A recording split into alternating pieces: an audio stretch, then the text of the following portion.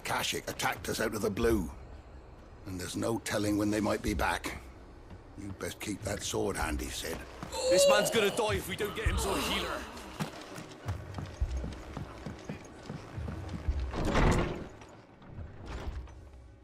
Martha, it's good to see you. And you, Clive. Jill? Otto said you'd been attacked by Akashic. What exactly happened here? Those skies are what happened. Not long after they fell dark, we had our first visit. There were hundreds of them. Tried to storm the hill. Only a handful made it up here, but that was more than enough. The rest are still down there now. And while we have a few willing fighters holding them back, they're sorely outnumbered. What do you think, Clive? That we join the fight? I thought you'd never offer. Now, where I need you is the Fallen Gate. That's where the fighting is fiercest. Let the men know you've come to help. Something tells me they'll be pleased to see you. We're on our way.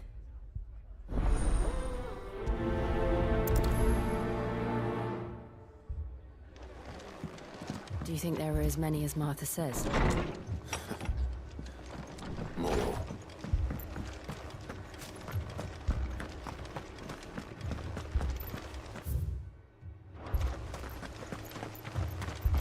You don't think they've abandoned us, do you?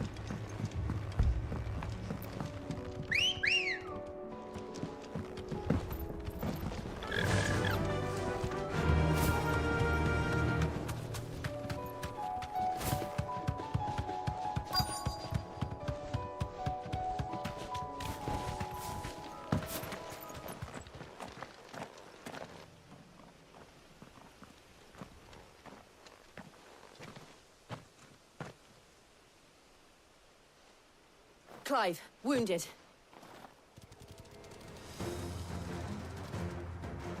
We deal with the Akashic first.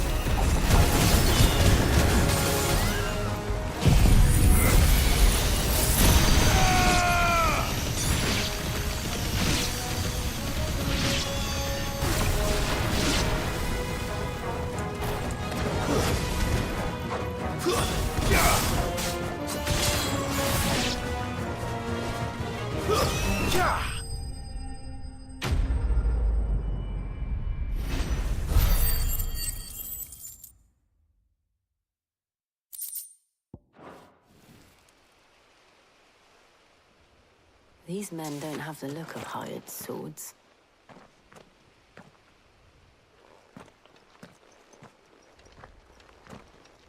If you've come to rob this place, You are mistaken, my Lord Rosfield. We're here by Madame Martha's leave. how do you know my name? Forgive me, my lord. There wasn't time for introductions. We're with the Guardians of the Flame. Wade's men? But how did you come to be here? Where is your commander? Sir Wade left earlier with a scouting party to find out where the Akashic were coming from. Did he? Take your wounded back to the inn. Martha will see you're looked after. We'll join you anon.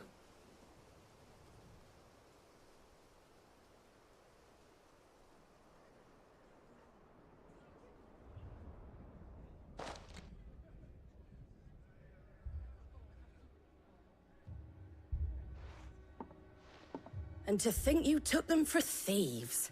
A fine reward for holding off the horde, that is. When did Wade and his men arrive? Not long after Rosalith fell.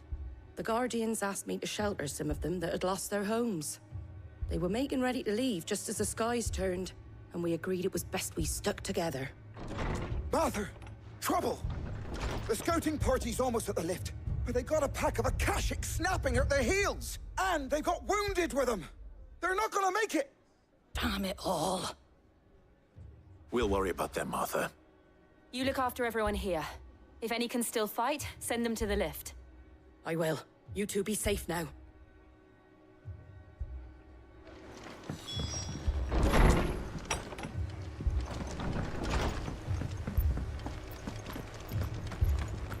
My brothers. Mad dogs.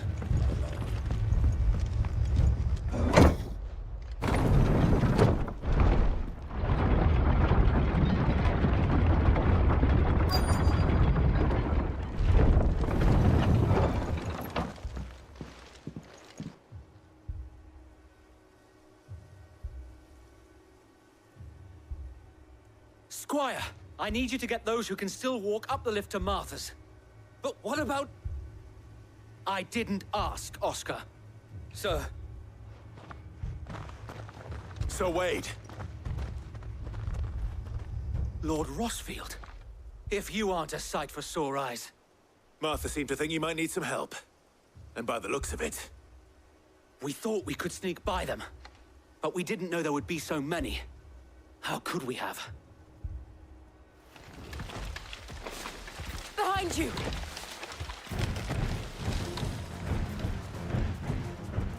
Damn it! We need to get the injured to safety.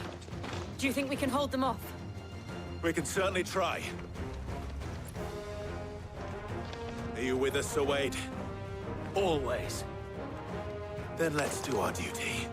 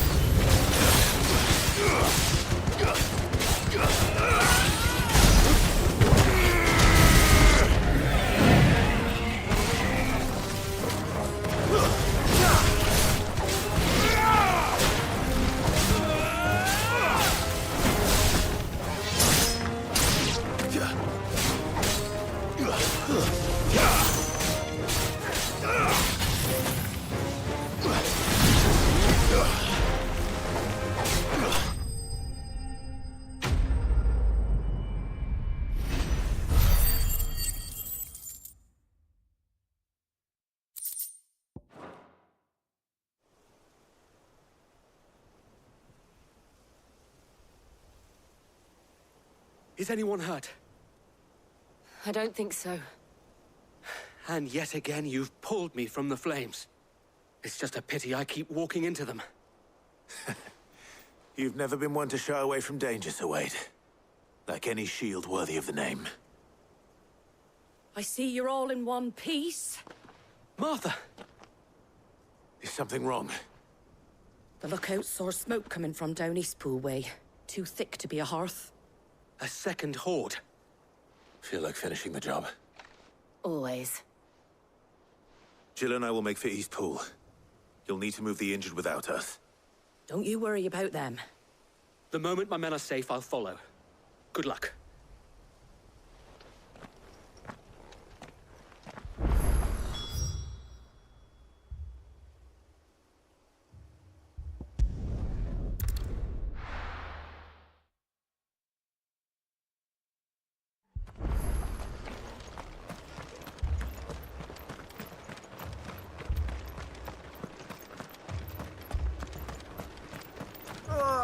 Just patch me up as quick.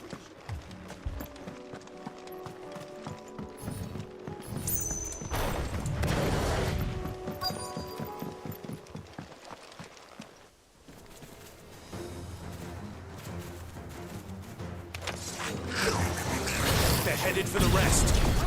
We have to slow them down. Martha and the others won't be ready.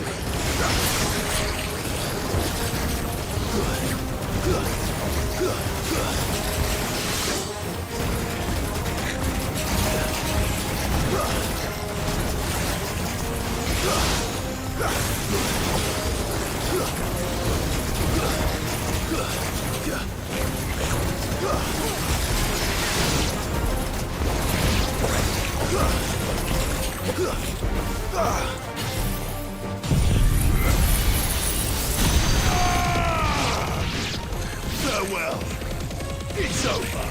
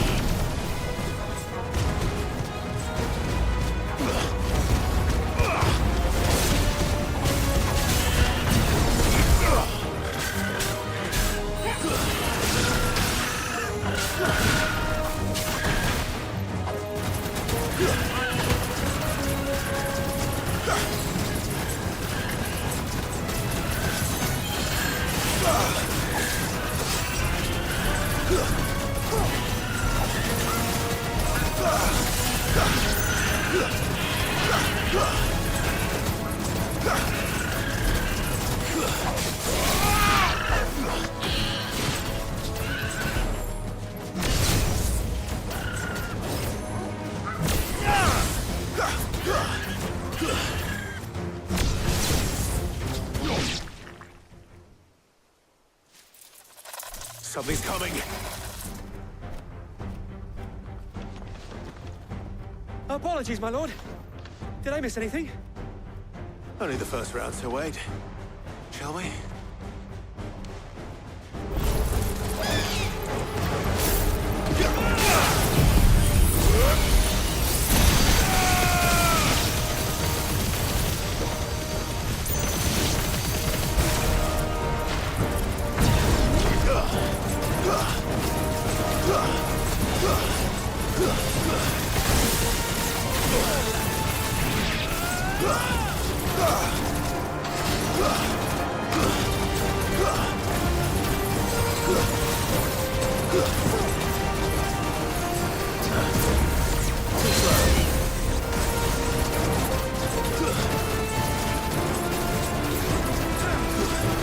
Nice try.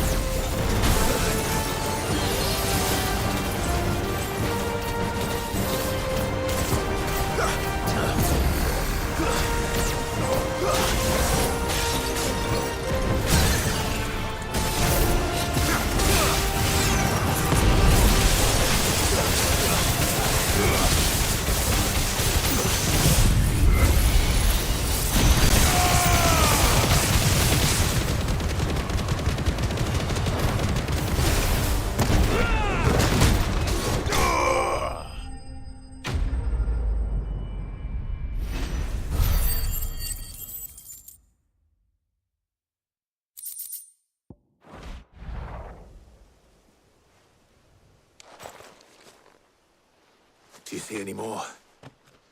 No. I think that was the last of them.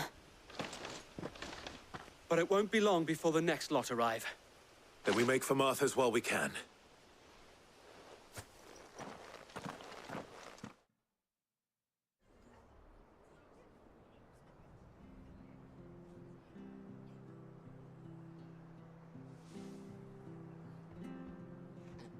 What did you find out there? The same as Sir Wade. Scores of Akashic. Well, wherever they came from, they're gone now. Our lookouts say the lowlands are clear. Hopefully we'll have enough time to lick our wounds. How many of your men were injured? A damn sight less than if you hadn't turned up. Thank you. It was a hard-fought victory. But as long as the skies remain dark, I fear the Akashic's numbers are only going to rise. It's not a matter of if the Horde will be back, but when. And whether that's sooner or later, we'll need to be ready. The inn here affords a good view of the land, and is easily defendable. I'd like to make this one of our outposts. What do you say, Martha? You'd have more men to guard the rest. Well, when you put it like that, of course they can stay.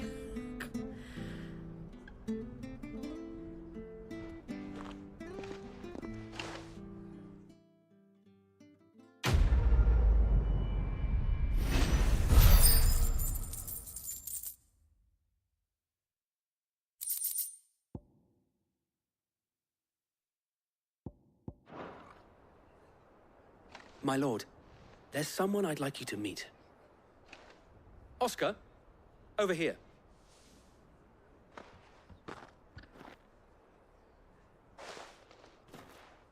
It is an honor to make your acquaintance, Lord Rossfield. I am Oscar. Oscar of House Murdoch. Murdoch? I wasn't aware the Lord Commander had children. Oh, he didn't. But his brother, my father, did. I am Sir Rodney's nephew. Well, go on, then. It's not for me to ask him. Yes, Sir Wade.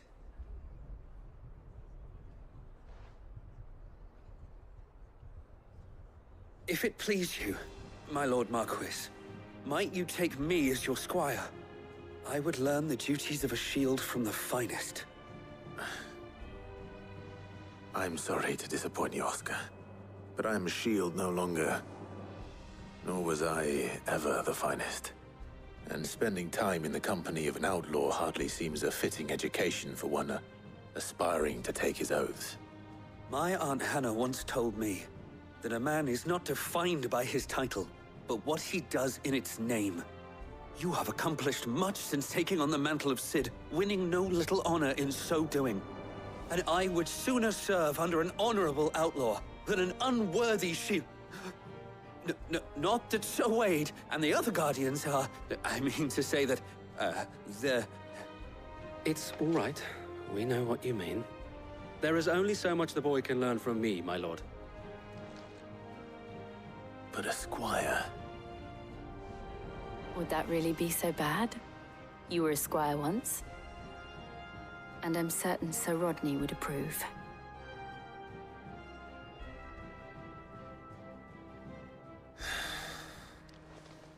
Know that I'll show you as much leniency as your uncle showed me. I would not have it any other way.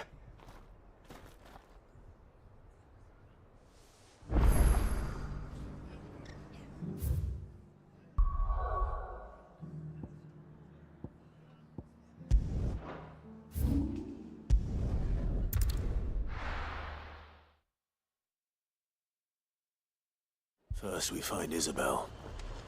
Heard a bloke saying he saw ghosts. I saw it with my own eyes.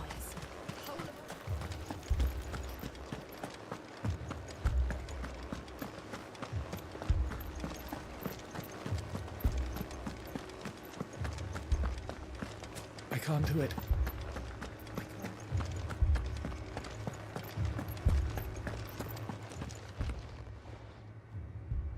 My lord.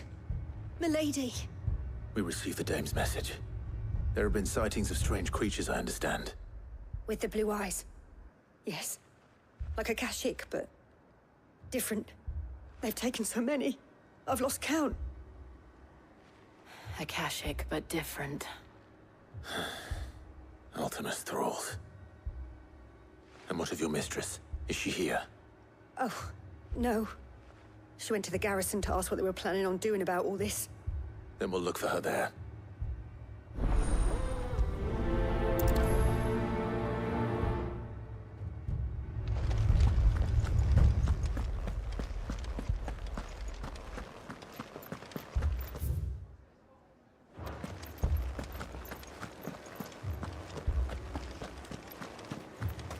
Four left for more on the captain's orders.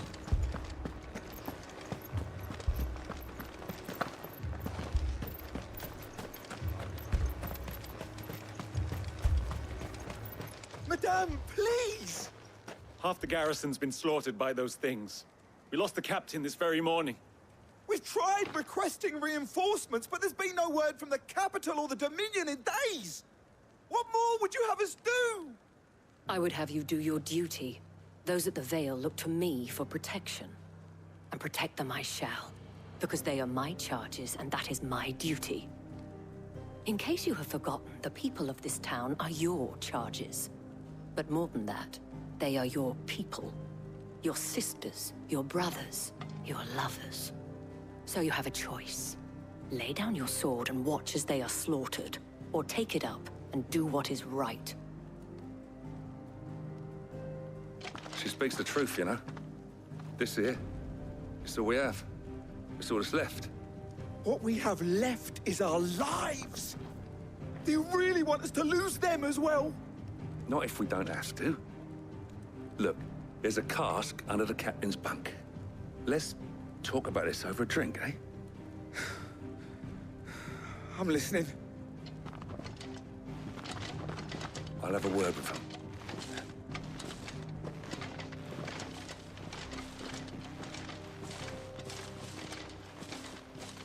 Ah, Clive. I didn't expect help to arrive so quickly. And sought to take matters into my own hands. It was a noble effort, but I thought you might still need some support. How like you to consider my needs. What we need to consider is where the creatures came from. The way the survivors speak of them, one would think they appeared out of thin air. And perhaps they did. It's hard to know what to believe these days. We'll talk to the survivors.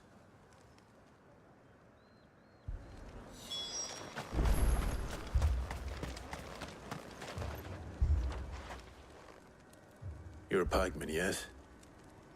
What happened? I've got family in Moor. I heard the flood was spreading, so I went to see if they were all right. And a pack of them glowing things found me in the meadow. I ran for my life. I never did get to the village. Leave that to us. My family? They're still in the... It's all right.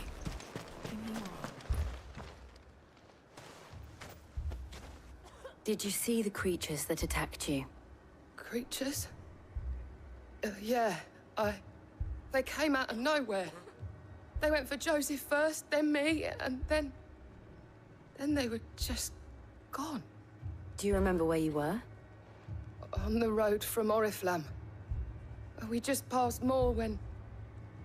Where's my Joseph? It's all right. Just rest now. At least we have an idea of where the thralls might be now. We should head for more.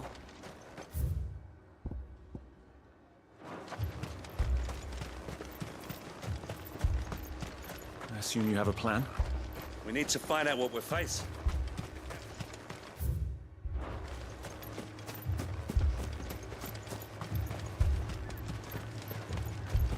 It was all they could do to escape. They just left the bodies there in the flood.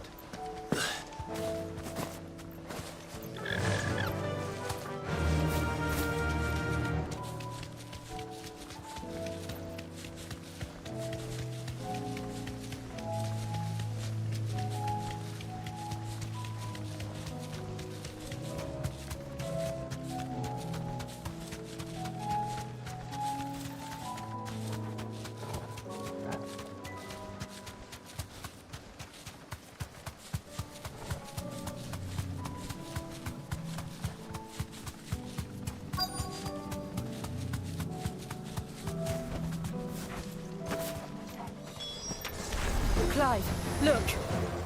I see them. With me!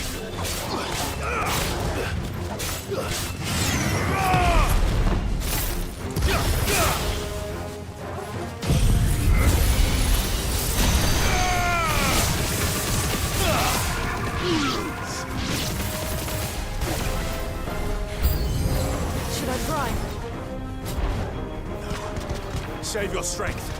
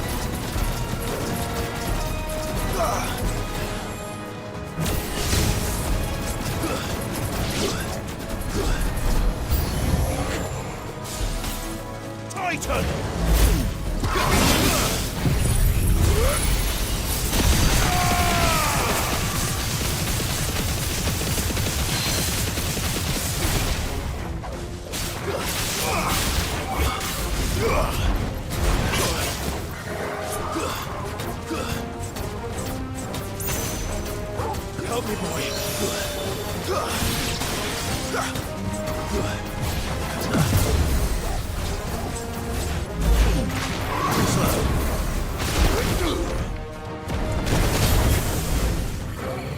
Nice try.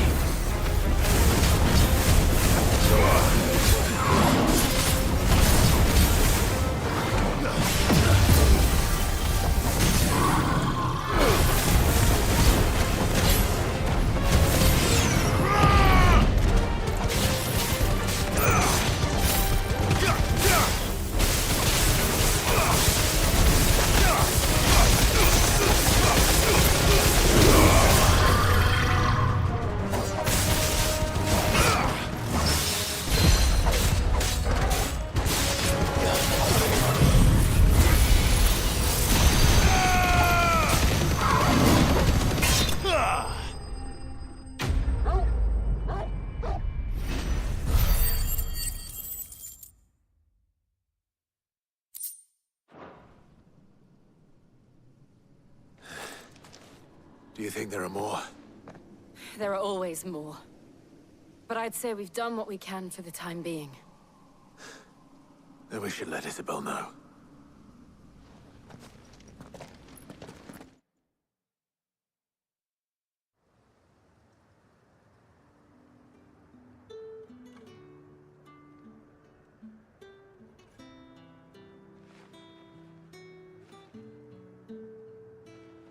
You have the town's thanks. Don't thank us yet. There will be more. Many more. And you'll need to be ready for them. Oh, we shall. Isn't that right, Captain? Yes, milady. The garrison will be ready. Philippe here has convinced most of the men to remain at their posts. For now, at least. Hearing that the Dane would look kindly on any man who committed himself to the task certainly didn't hurt. It's not the most selfless of motives, I'll admit. But whatever it takes, eh? Now me, I never needed convincing. I became a soldier to protect the people I love. And the people I love include the ones standing before me. Handsome and chivalrous. Now, if you don't mind, I have sentries to post. Milady.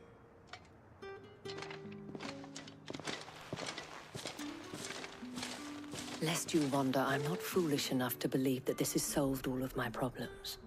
But it has solved one, and that's one fewer than I had this morning. Thank you again, Clive.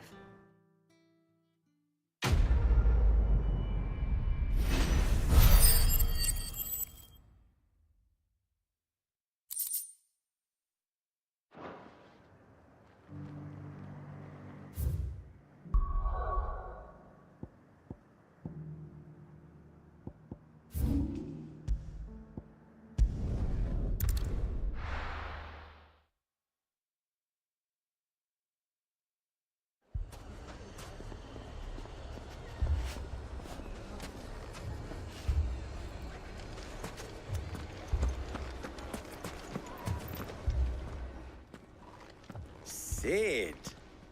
Your new companion appears much more formidable than your uncle. Should I be worried? You haven't been introduced. Jill, Clive has told me much about you. All lies, I'm sure. Your Stolas said that Dalamil has a bandit problem. Indeed. Although, you're a little late. They left with our food and guild days ago. Any idea where they went? The desert's a big place. Your guess is as good as mine. But the fact is, I have more immediate concerns. What did you say to me? What did you say? As if by magic. Let's just say we've yet to reach a consensus about how to solve Dalamil's little problem. And at this rate, it won't be the actions of the bandits which prove to be our undoing. It will be our own. I've tried reasoning with the dissenting parties, but even the Desert Hare has limits. Perhaps we could talk to them. What makes you think they'll listen to us? What makes you think they won't? She makes a fair point, Sid. And you won't have wasted much of your precious time if you fail. They're just across the courtyard.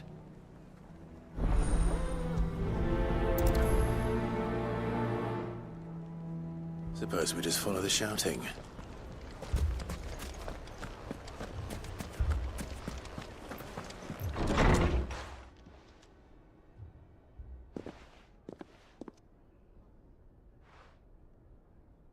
You wouldn't talk like that if it had been your men whose throats were slit. Blood for blood, it's the only way. We hire mercenaries and have them mount the bandits' heads on our walls as a lesson to the rest. And what happens when those mercenaries are slaughtered like your men? Are you going to hire more?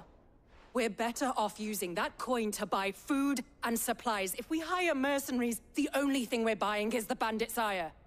And you cannot fill empty bellies with that. Do you hear me? But what happens when they come back? Maybe it'll be your throat that's slit. That's enough. Both of you. Any more of this and I'll throw you out myself. Come back when you're ready to talk like adults.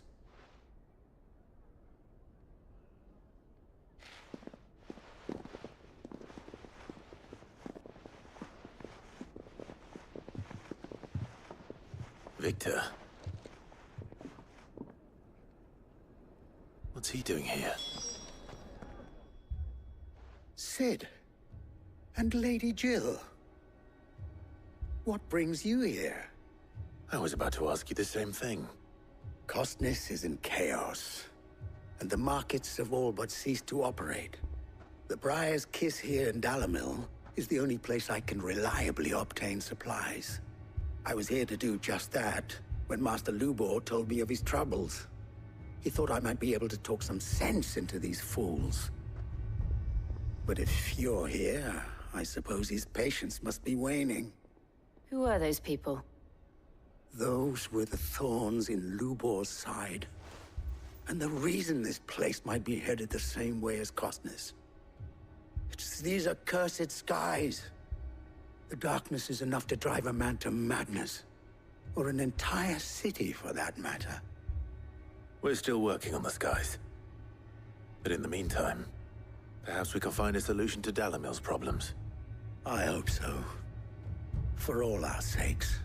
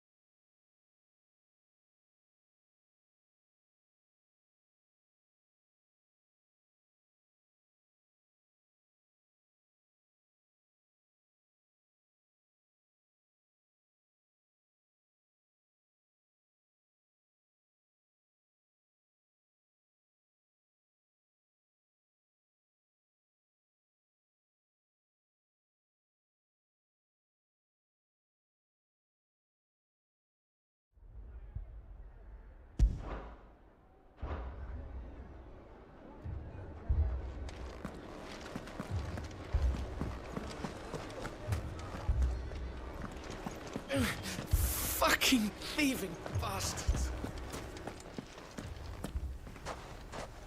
So, you see my predicament?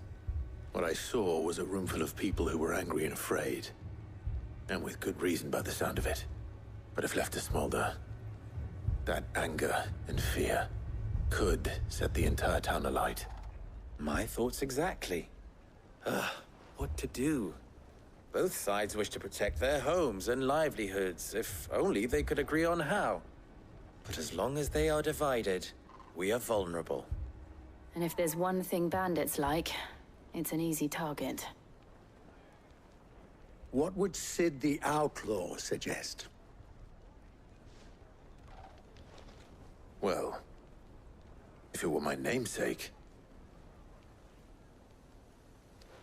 he'd let them choose for themselves, and be on hand to pick up the pieces when it all went wrong. That sounds like a recipe for disaster. A recipe for disaster is precisely what it is.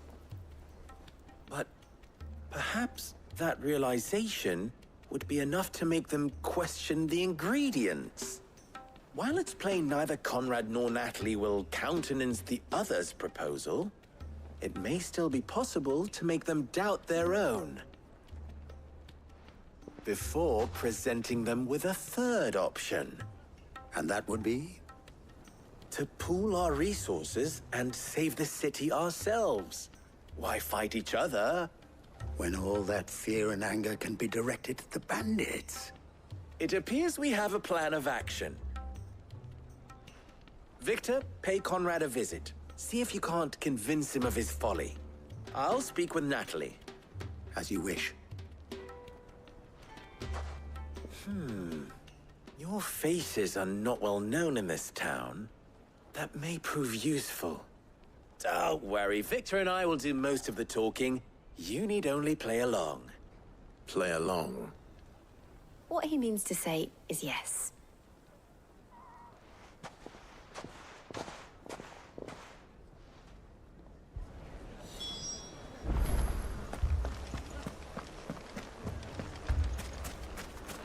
Picture it, Conrad.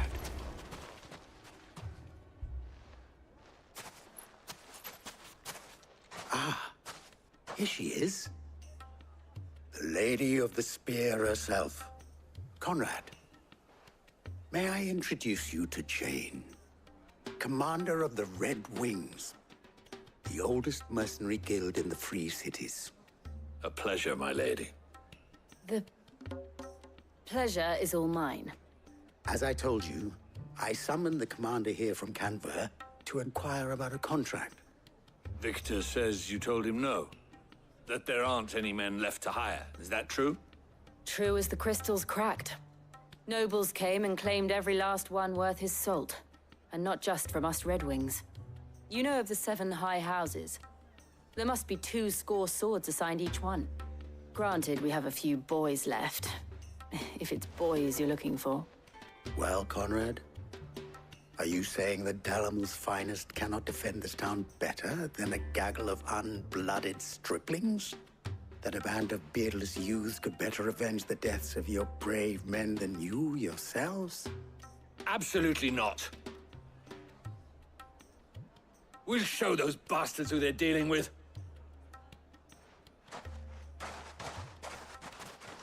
I can't believe that actually worked. Conrad's not what you call the brightest candle in the crypt. And there's a reason why I had you do the talking and not Sid. Well played, my lady.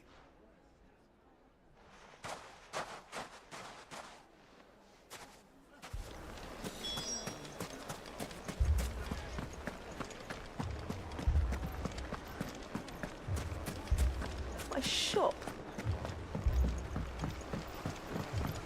If I had my pickaxe, I would... I mean, it may still be possible to buy something, and we may yet be allowed to keep it. Ah, here he is now. Natalie, allow me to introduce Lord Underhill of Randalar's prestigious League of Merchants. Lord Underhill. At your service. Underhill? I was just telling the good lady of our conversation, my lord. and how you were lamenting the state of the capital's stores. Lubor says that not only are the granaries almost empty, but that war and the Blight mean this season's harvest won't be enough to fill them for winter. Indeed, certainly that is the case. The nobles in the capital are buying up the city's stocks of barley and wine, driving the prices higher than most commoners can afford. It is only a matter of time before the peasants revolt. It is worse than I thought. If what Lord Underhill says is true, I fear we have little hope of supplementing our stores, meager though they regrettably are. And while I applaud your endeavors to dissuade our more bellicose citizens from seeking vengeance, I sense Conrad is not wrong in his assessment of the bandits' likely return. Which means that now, more than ever, we will need to secure what little we still have. Food, weapons, herbs, everything. If our humble town is to endure not only this hardship, but those that are certain to follow, we must stand united. All right. If it will help to protect my home, I'll do it. But you needn't have gone through this charade.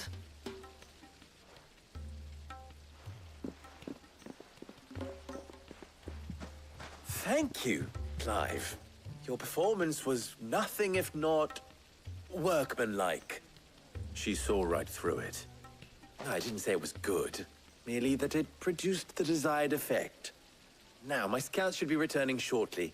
Meet me back at the Briar's Kiss, and we shall see what we face.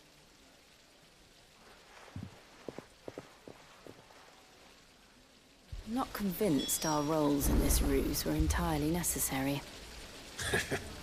I don't know. Conrad seemed quite taken with you.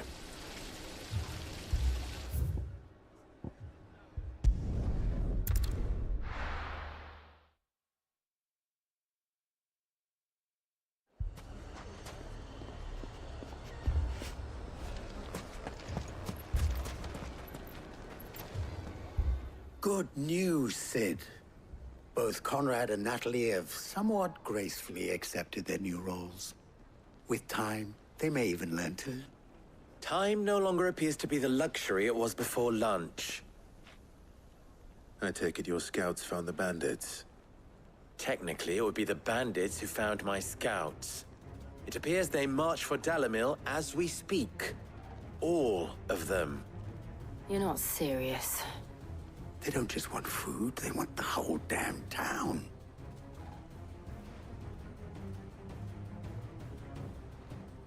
I have a favor to ask. I'm told the bandits march in two groups, one from the south and one from the desert, in a move doubtless intended to stretch our already gossamer-thin defenses. Very well. Jill and I will meet those from the desert.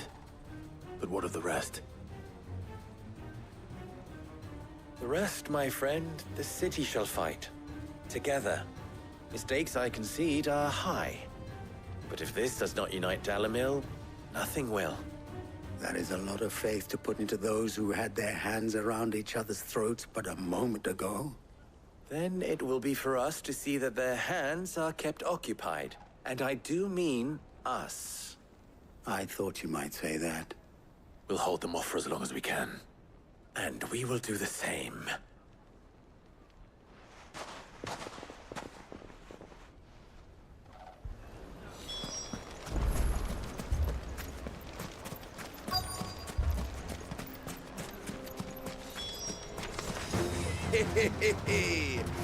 The women folk have come to fight. I'll take that one. It's all yours.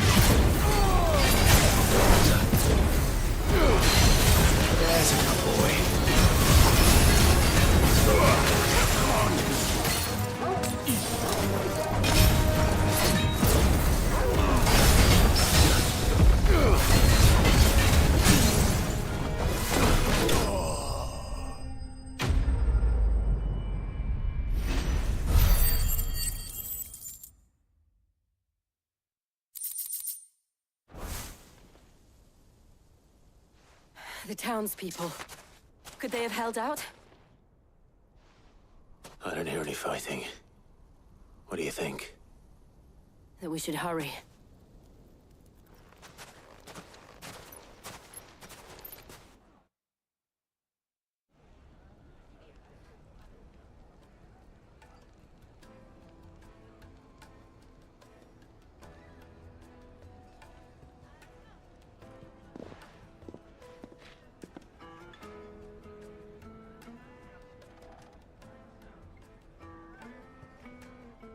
Natalie, I owe you an apology.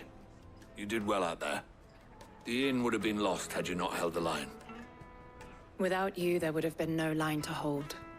You saved us, Conrad. You saved Dalimil. We all saved Dalimil.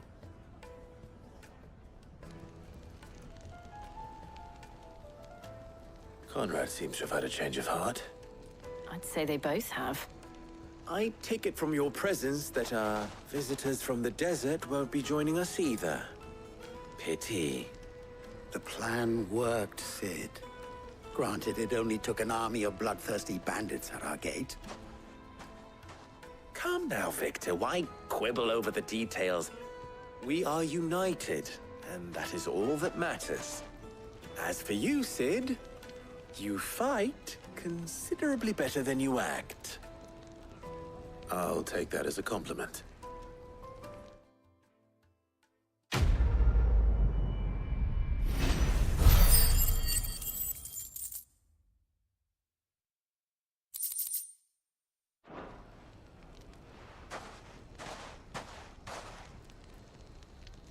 Our friends seem to have things under control. For now, at least. Let's go and put Otto's mind at rest.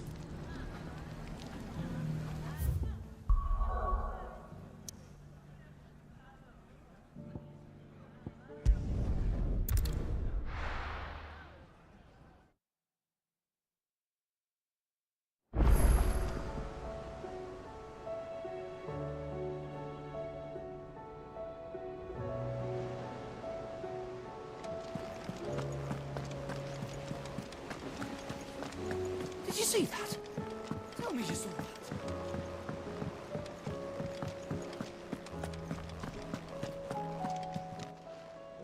How may I help you today, Clive? Is everything we've received and everything promised? You earned this.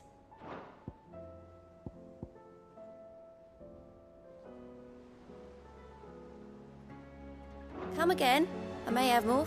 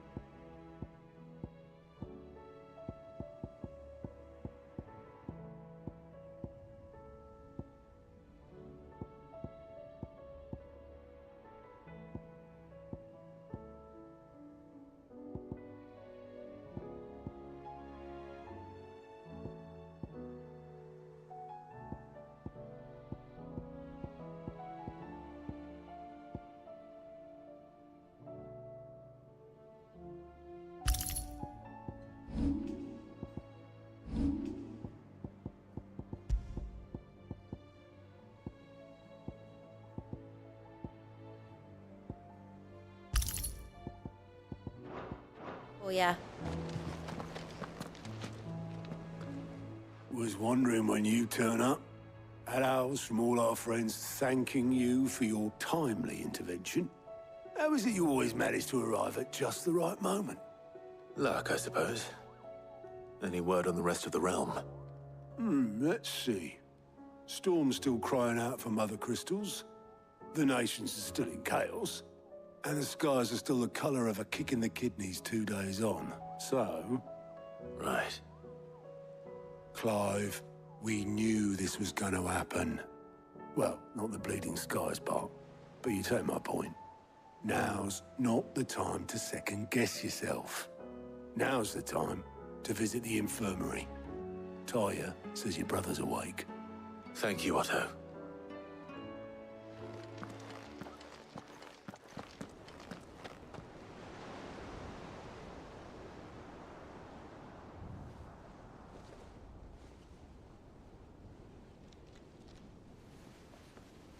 So it was not Sylvester, but Olivier who served as Ultima's puppet. And when Dion learned of this, he sought to slay the fiend.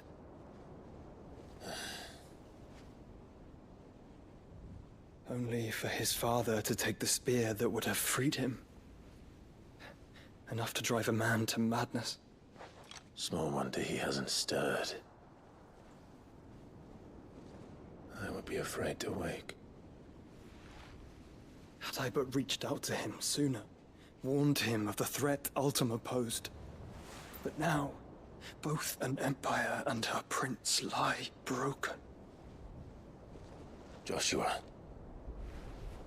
what do you know of Ultima?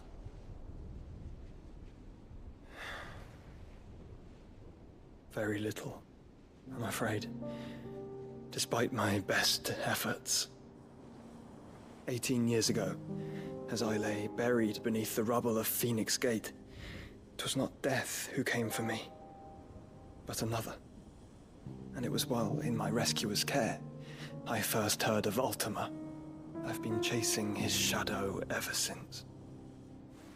Ultima is driven by some deep, dark purpose, and for whatever reason, it would seem you are crucial to his designs. He will stop at nothing to have you.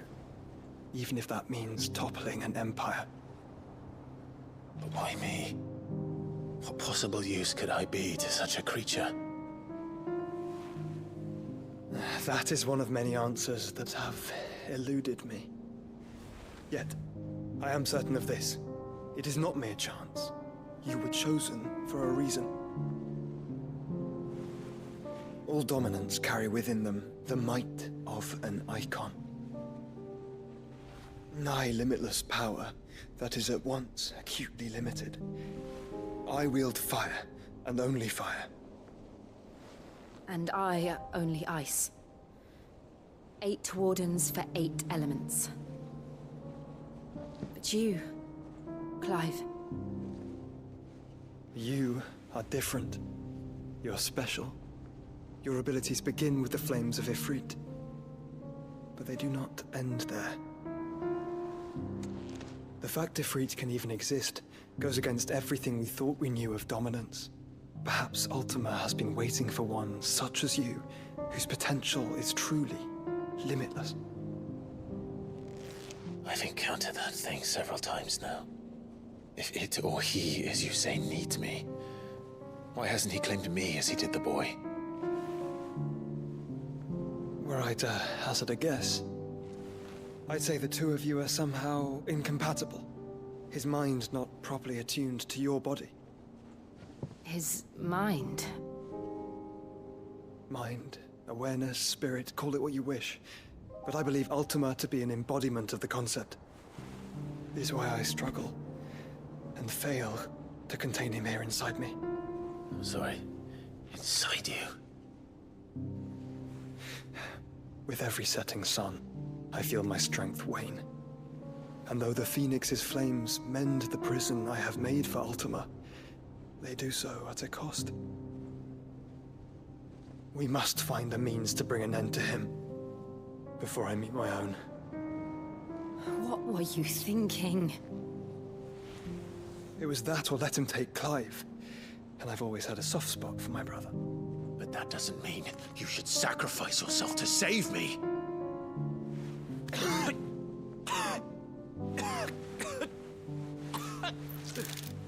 Joshua! Clive! It's Gav! There's an army of Akashic at the gates of Canver.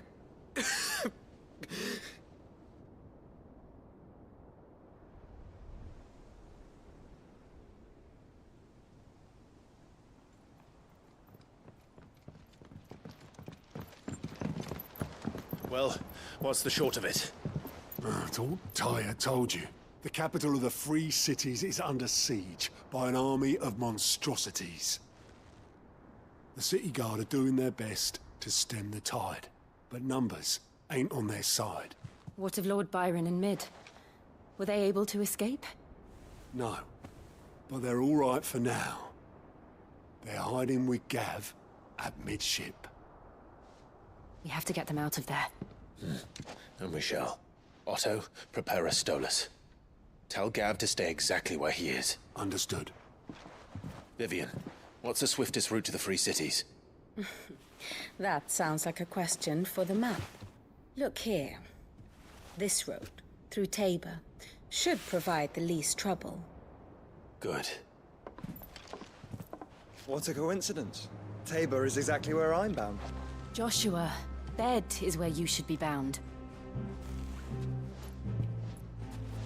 You don't think I told him the exact same thing? Were Tyre not such a talented healer, I would surely have been inclined to agree. But, thanks to her ministrations, I feel I may safely rejoin my attendant, who was to wait for me in Tabor if we became separated. All right, we travel together. Clive! If he stays close to me, he'll be fine. Thank you, brother. I'll look after him.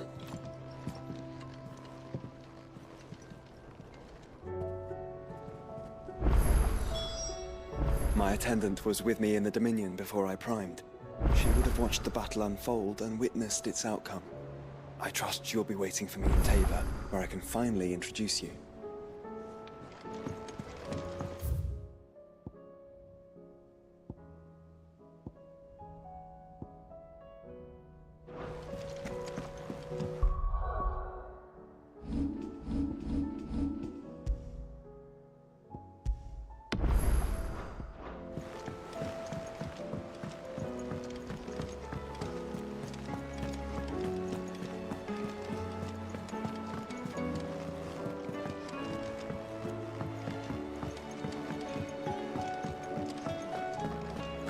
Seems the hideaway is blasted book!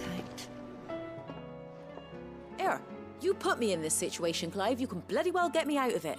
I need a hand with a recipe. Are you sure it's me you're looking for? I'm not much of a cook. I'm all the cook will be needing, thank you very much. What I want from you is a little of your time, right? Oh, and perhaps your sword. You remember Ivan's stew, right? Well, despite the look of the thing, and that awful stench, people wolf it down. So I thought I'd try making one of these supposed masterpieces myself. Had a peek at the book and gave it a go, but, well... It wasn't as straightforward as you'd hoped. Ivan had the same problem.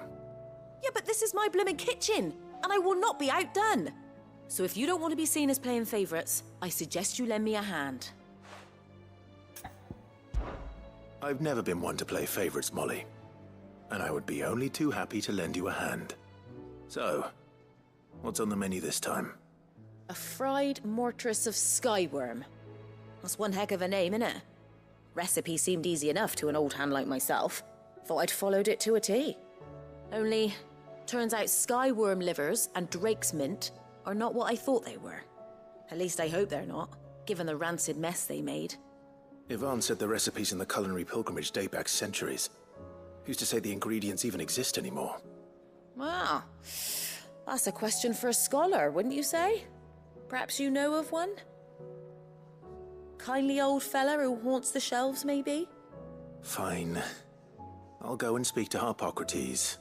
Perhaps he'll know something. And if he does, I'll see if I can find your ingredients for you. You do that.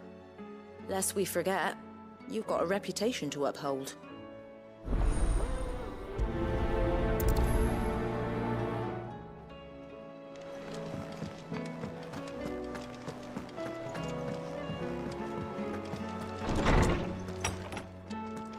Is a storm coming, Sid? Will there be thunder? Sid, perhaps you can help me solve a mystery. I can certainly try. Who's gone missing this time? It's not who, but what. Mid-scales, the ones she made for her workshop. I borrowed them to teach the little ones about weight, and shortly after the lesson, well, they vanished. My first thought was that they'd taken them off somewhere to play, but when I asked, they swore they had nothing to do with their having disappeared. Which almost certainly means they had everything to do with it. Perhaps a visit from Sid will jog their memories. I think it just might. Thank you. I don't like to imagine that my pupils would lie to me. But if they have, I'll have no choice but to discipline them accordingly. They were in the atrium when I last saw them. As always.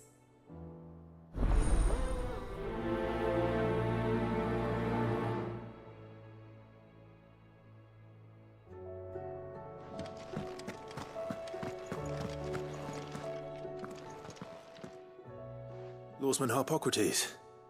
I've come to pick your brain if you don't mind. It's about the book you lent Ivan. Ah, Valisthea, A Culinary Pilgrimage, a classic. One of my favorites, in fact. The young man did a wonderful job with the Chance's stew. I do hope we shall be able to sample more such marvels in due course. That's actually why I'm here. I don't suppose you know where I might find skyworm livers and drake's mint. Ah, so the fabled Sandbrequois delicacy is next on the menu. Delightful. The descriptions of fried mortress never fail to make my mouth water. Now, skyworm is a somewhat antiquated name for the wyvern, their ground livers being the paste from which the mortress is made. Dragon livers. How very Sandbrequois. One would have thought the disciples of Bahamut would have a touch more reverence for their icon's brethren, but apparently not. I believe the specific dragon the recipe demands is the blueback wyvern, said to be the very color of the sea beside which it resides. So we know where to look for our liver. But what about the drake's mint? Saint's bonnet in contemporary parlance, a herb which grows along the North Reach coast. I gather that one can locate the cheerful yellow flowers by their heady scent alone, so I'm sure you'll have no trouble finding them. I may add that people once believed game was best served with the flora that sustained it in life, in which regard fried mortress of skyworm is undoubtedly a typical dish of the time. Meaning that if I find one, I find the other. To Northreach, then. Best of luck, Clive. And do save me a bite once the dish is complete.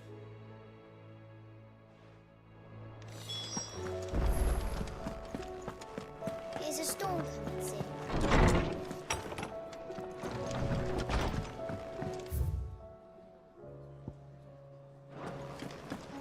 It seems the hideaway is lost.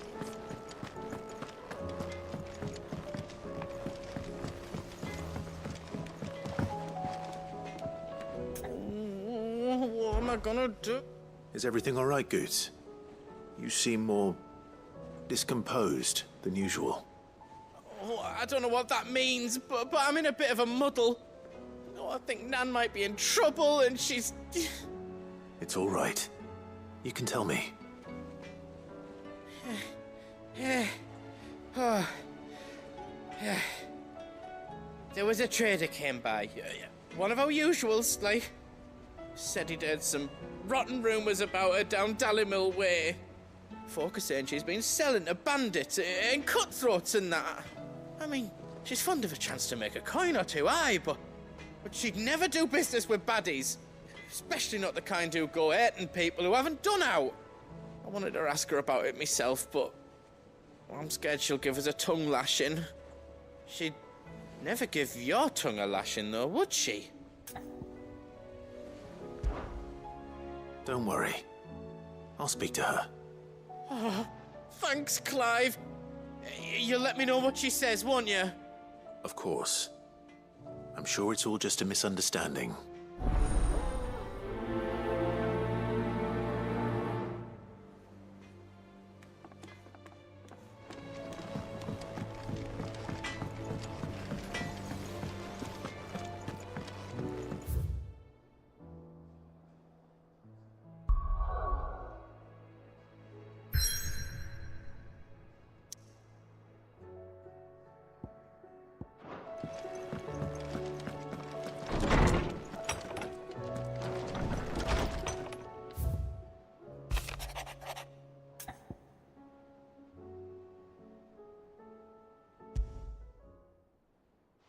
Rutherford.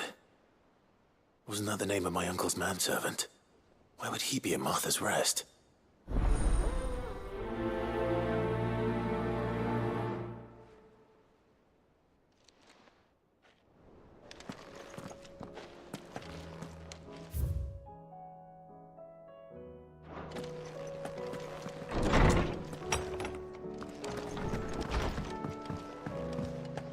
Did you see the pair that got hauled into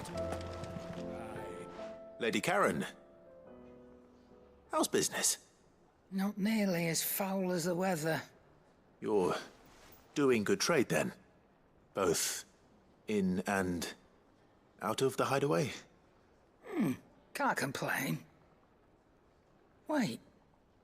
What exactly are you getting at? Not once in 5 long years do you pay my affairs half a care. But here you are today, raking me over the coals like a bloody popoto? Just asking. Out of interest. All right. I'm here because I was told that certain rumors have been circulating. About you selling weapons to brigands. Oh, are you? And who was it who knows me so well as to tell tales of my evil exploits? I didn't exactly hear firsthand. All I know is that someone in Dalimil has been spreading word to that effect. And what? You believe it? You think I'm profiting off the blood of innocents, do you? Look, I've done things I'm not proud of. Might be there were a time when I turned a blind eye to the wretchedness of the world so I could line my pocket. But that woman is no more. And you'd know that if you'd ever paid the slightest bit of notice. You're right, Lady Karen. I apologize. It was wrong of me to doubt you. No, it was. Now, I reckon you've got better things to do than pointing your do-gooding finger at a poor old woman. Of course. Good day.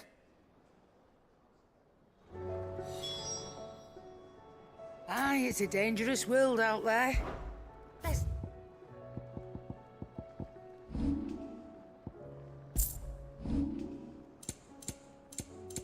Finished, are you?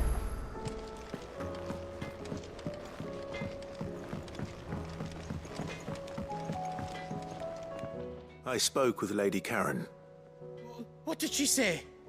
That the rumors were unfounded, and that I was a fool for thinking they might hold any truth, along with some other things that made her feelings clear. And while it sounds like she may have done things she regretted in her past, she says those days are behind her. Oh, well, that's good. I knew Nan wasn't caught up in out bad. But why would people say she was? What did she ever do to them? It's not right.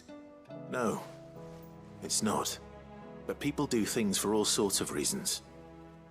Perhaps we'll never know. Well, I'm going to find out. That trader, he said they were all talking about her in Dalimil. So that's where I'm going. I'll find someone who'll tell me, you'll see. Are you sure that's wise? Whoever's spreading these rumors means Karen ill. Oh, right. But that's why you'll be coming with me, isn't it, Clive? suppose it is.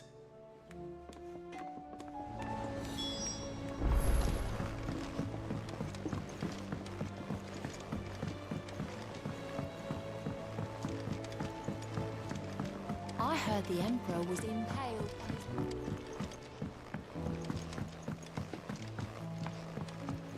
We're all gonna die! You hear me? What do you reckon we should do? I say...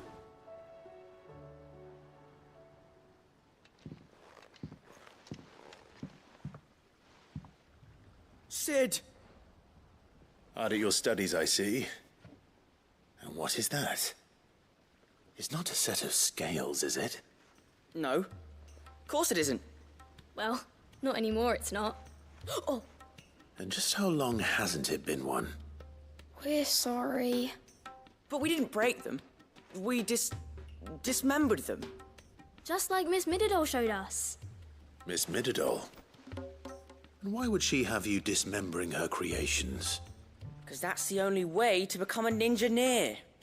Miss Mididol said, the best way to see how something worked is to take it apart and put it back together again.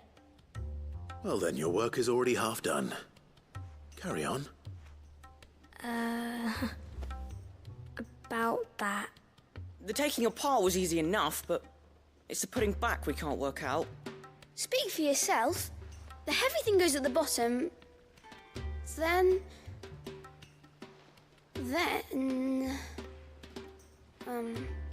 You three need to learn to take responsibility for your actions. So let's have a look at these parts with fresh eyes, shall we?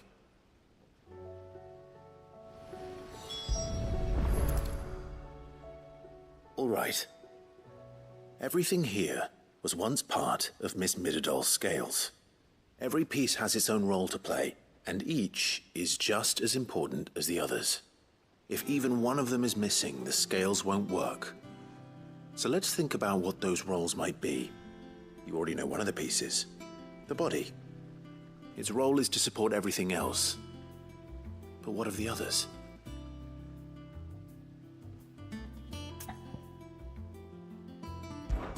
This is called the arm.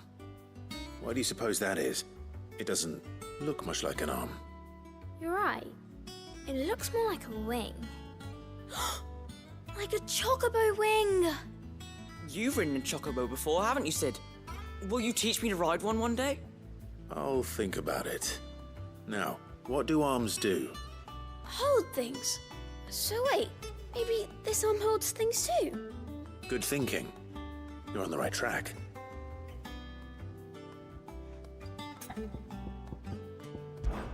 These round parts are called the pans. You all know what a pan is, don't you? I do. Molly uses them in the kitchens to fry bangers. But these aren't for frying bangers, you idiot. They're for weighing stuff. But what if I wanted to weigh Goots? I don't think he'd fit on that little thing. Probably not. What are the chains for? Holding the pans up? Well spotted. Which means something must hold the chains up in turn. This tiny piece is what's called a cogwheel, or gear. Have you ever seen one before? I have. Miss Mididol's dungeon is full of them. Most are on the floor. She puts them in all her inventions. They spin round and round and round and round and... That's right. They're very useful when you want to make things move. Do you remember if there was anything on the scales that moved? I remember the arm moved when I tried weighing an apple. And then somebody ate it. Not my fault. You shouldn't have tried weighing it before lunch. You know what part's supposed to move and how it's supposed to move. So, let's put the pieces together first, see what doesn't move, and then stick the cogwheel to that. Not a bad idea. You see? It's not so difficult.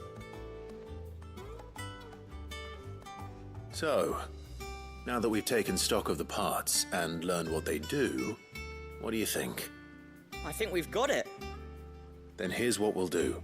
You tell me what goes where, and I'll put the scales together. Well, obviously you need to start with the body. All the other pieces fit onto it, don't they? And the arms go on the body, just like real arms. Or wings, if you're a chocobo. And then the arms hold the pans by the chains. Very good. Let's see if that works. Ah, all finished.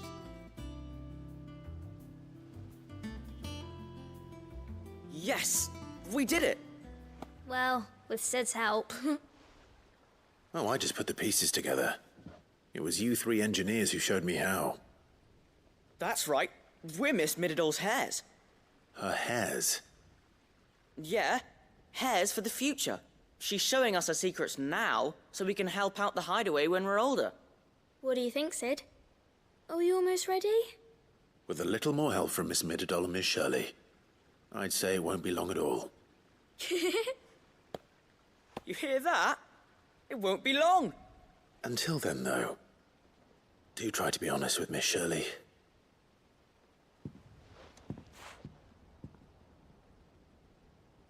Hey, look! We never used the cogwheel. You don't think Sid forgot about it, do you?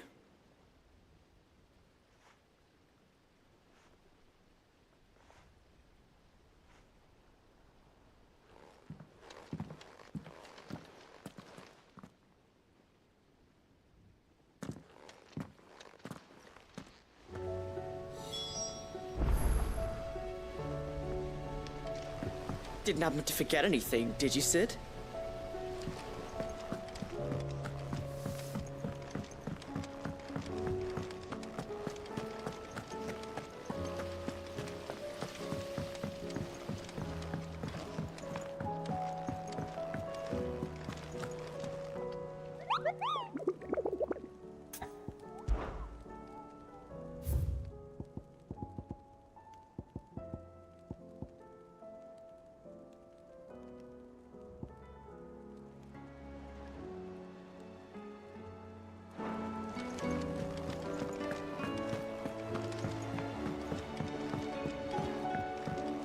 Did you see that? Tell me you saw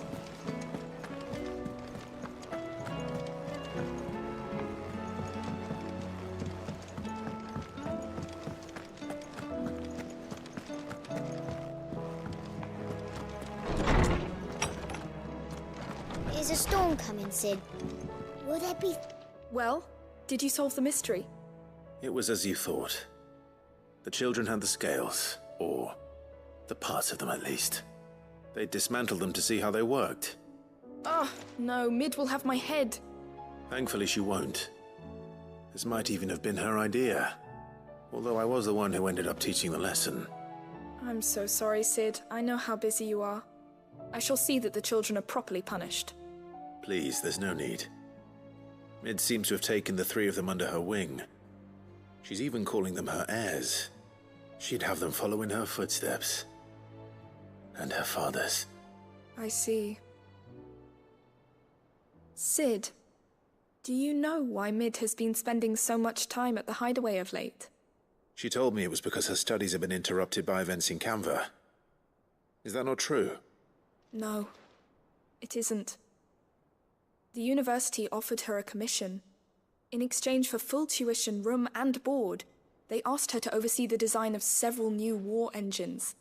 To anyone else it would be an opportunity, but to Mid, who lost both her parents to war, it was a bitter pill.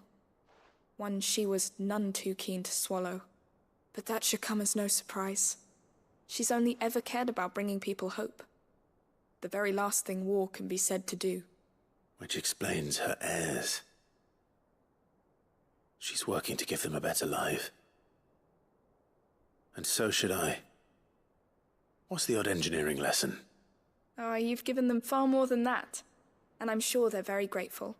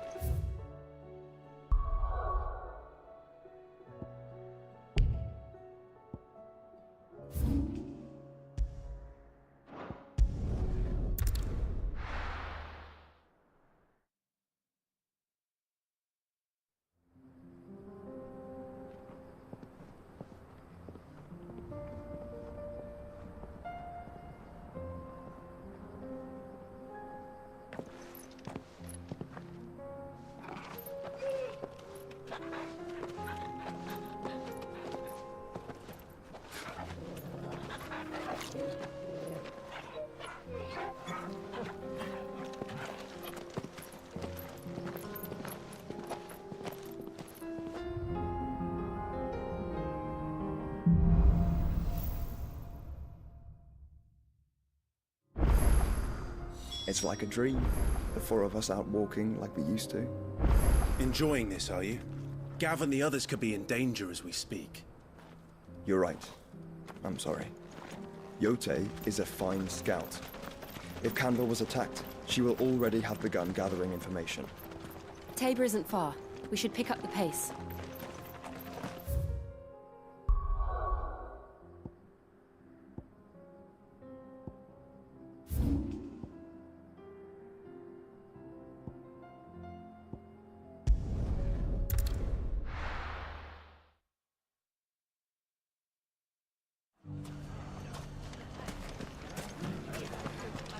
The bandits may be noble, but look what they've left us. It shouldn't be too hard to find goods. The gentlemen of the town guard.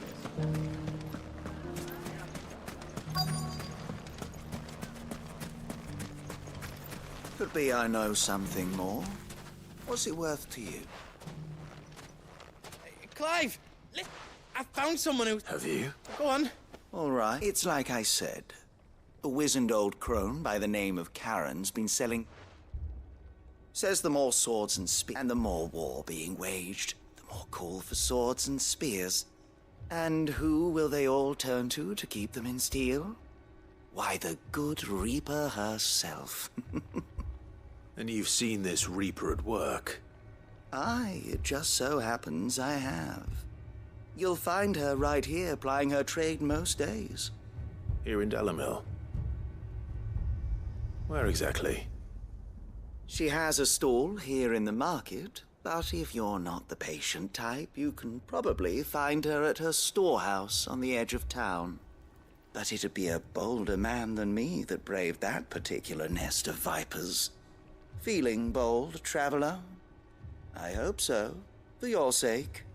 Now, if that's all, I have places to be. Sorry to have kept you.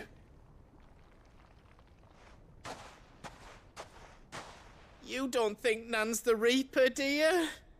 Not unless she's discovered the secret of how to be in two places at once. Eh? What do you mean?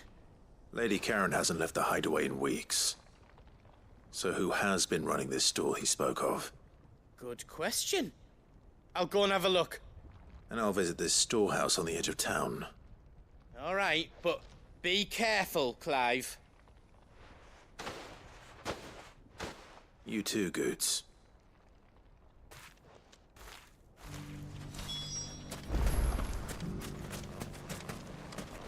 The finest sell swords in...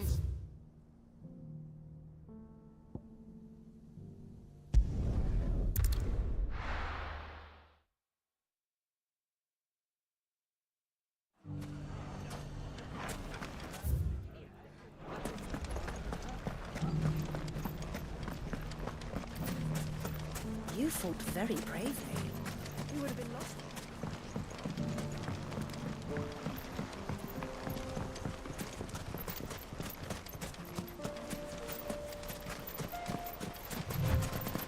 Time to brave the Viper's Nest.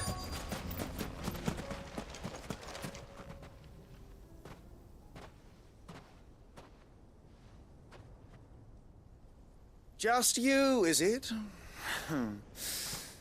Thought I might have laid it on a bit thick. It was a fairly unconvincing tale. So, what now? That's up to you.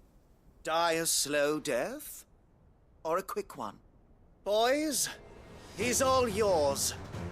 But that sword is mine.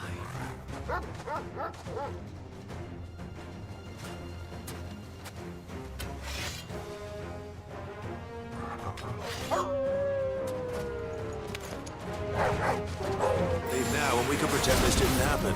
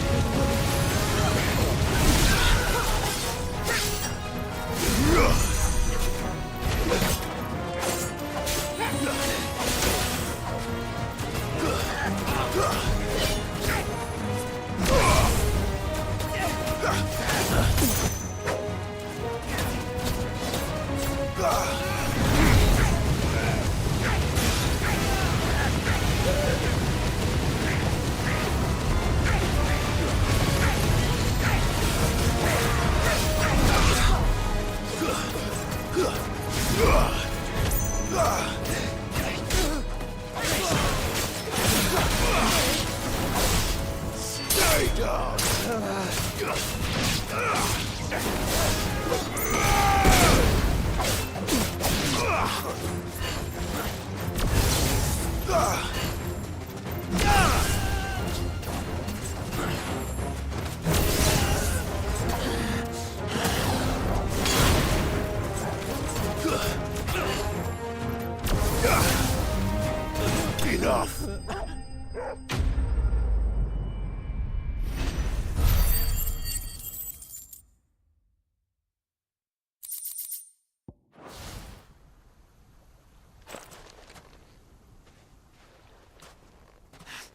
Oh, you've done it now. Go on. Tell me what I've done. When the Borgwyn finds out you've killed his men, he'll have your head. He only wanted that bull of a manservant, the dim one always clinging to Karen's skirts. You weren't even supposed to be here. Who the hell are you anyway? What were you going to do to him? The Borgwyn wanted him to get to Karen. I was only supposed to point the lamp in the right direction once he arrived in Dalamil. But then you turned up. Well, go on then. If you're going to end me, end me. You're not worth the effort. Now be gone, before I change my mind. Fucking coward! I need to find Goods. Right now.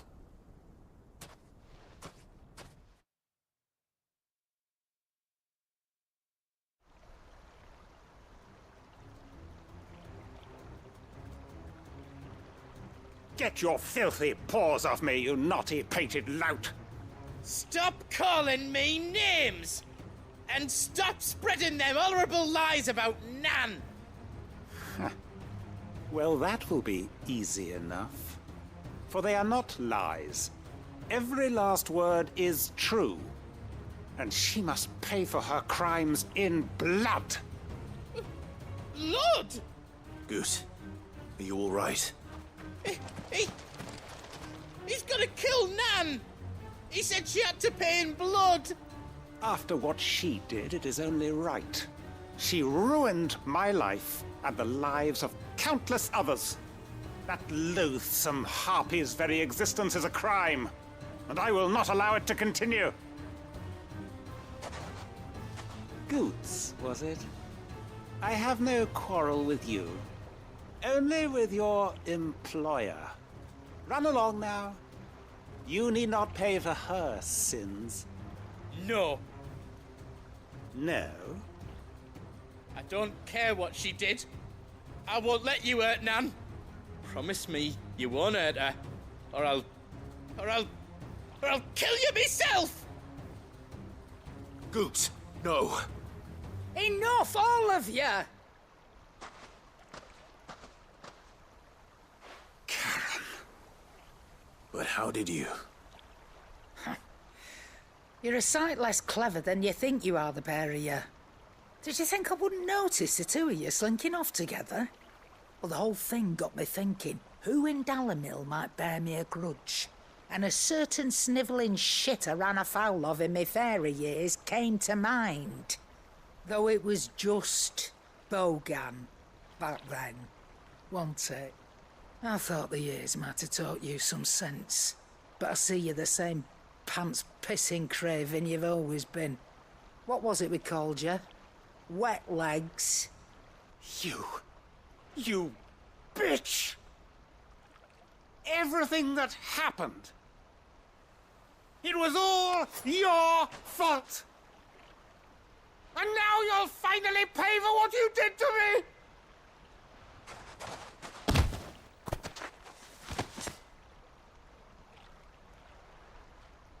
Goots, you... If you want a piece of Nan, you'll have to go through me. Fuck! You great galoot. Out of the way, I can handle this myself. So, wet legs, you remember what you told me when we last met? An eye for an eye. Wise words, wise words. And now, It's time to collect.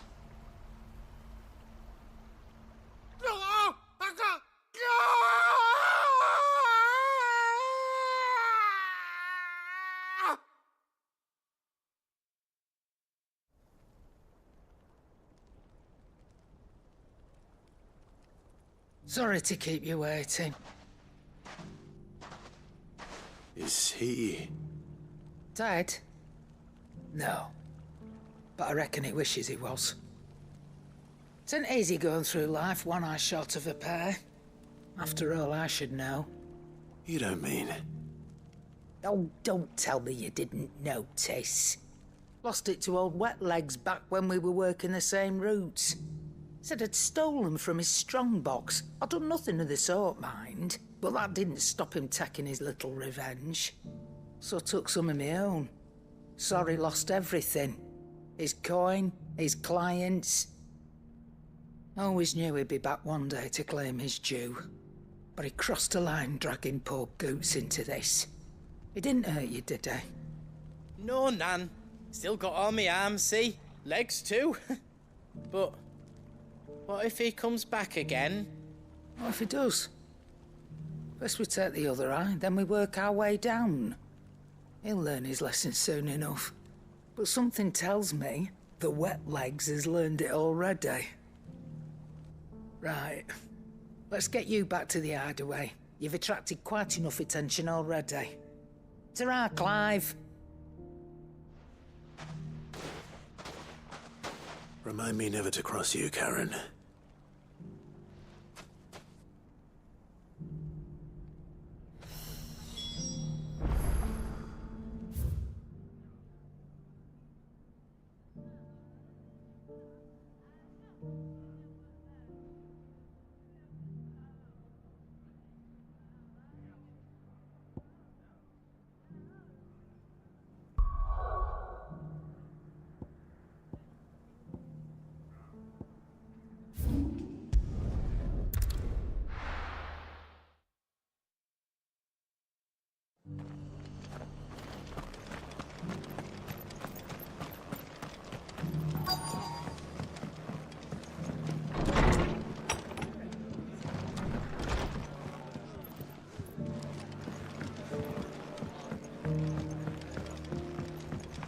My lord Marquis, is that you?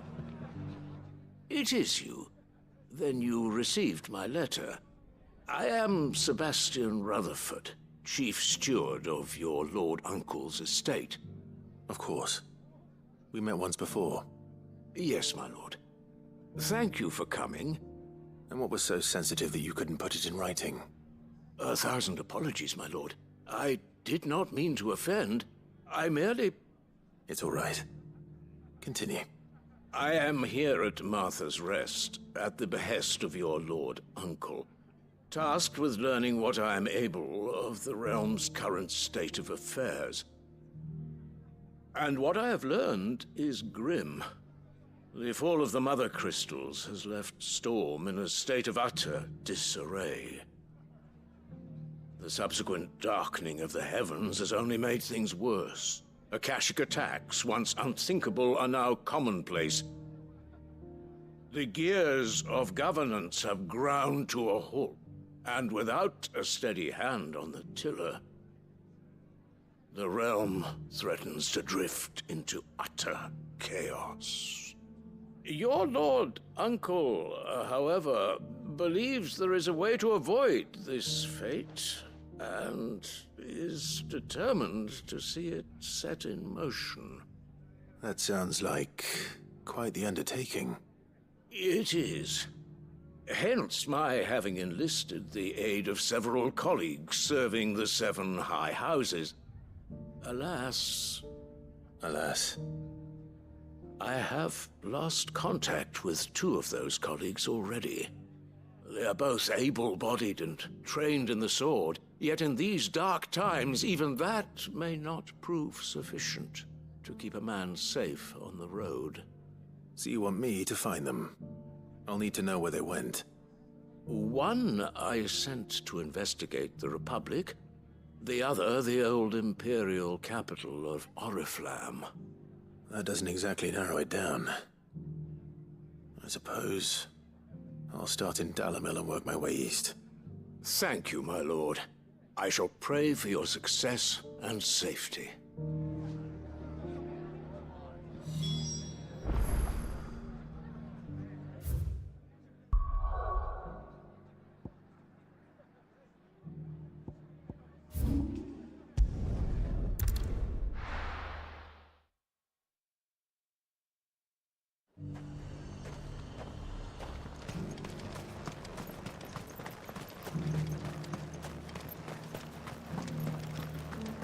There were ghosts at the gates not days ago.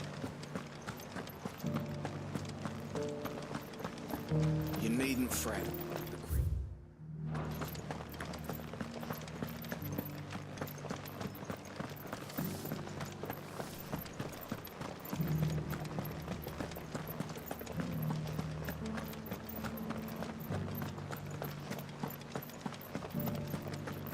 To the meadows, then.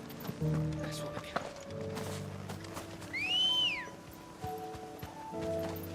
Let's go. Run like the wind.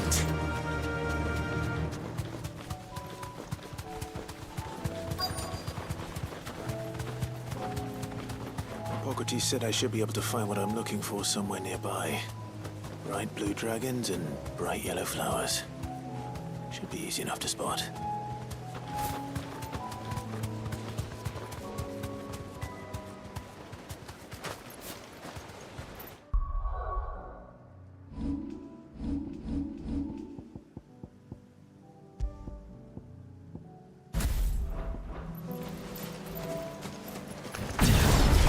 This must be our wyvern. All right, let's get this over with.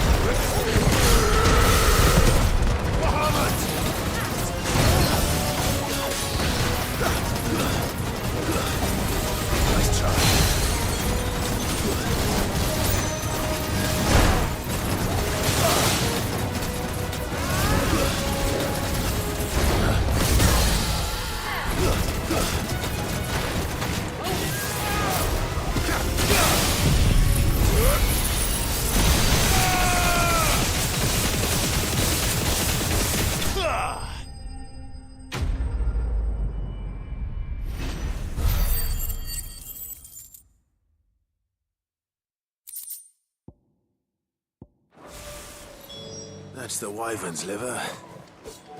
Now I just need to find the herbs. Bright yellow with a heady scent.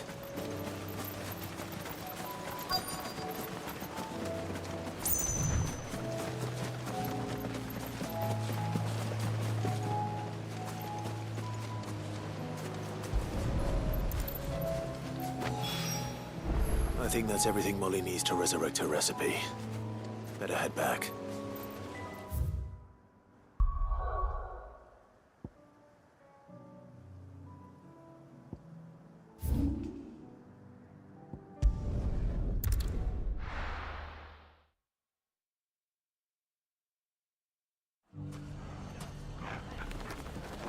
It's not going to be easy finding one man in an entire republic. Let's hope someone here has seen something. Mummy. The gentleman of the town guard.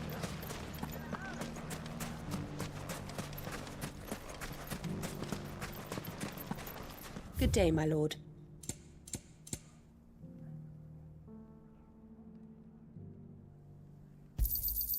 An excellent choice.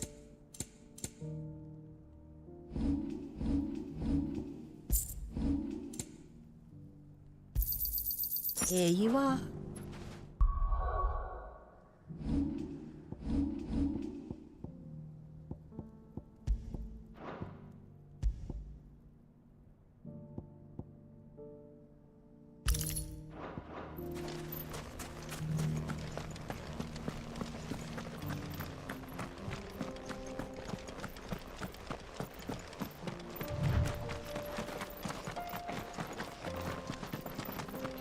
Someone's got himself in trouble.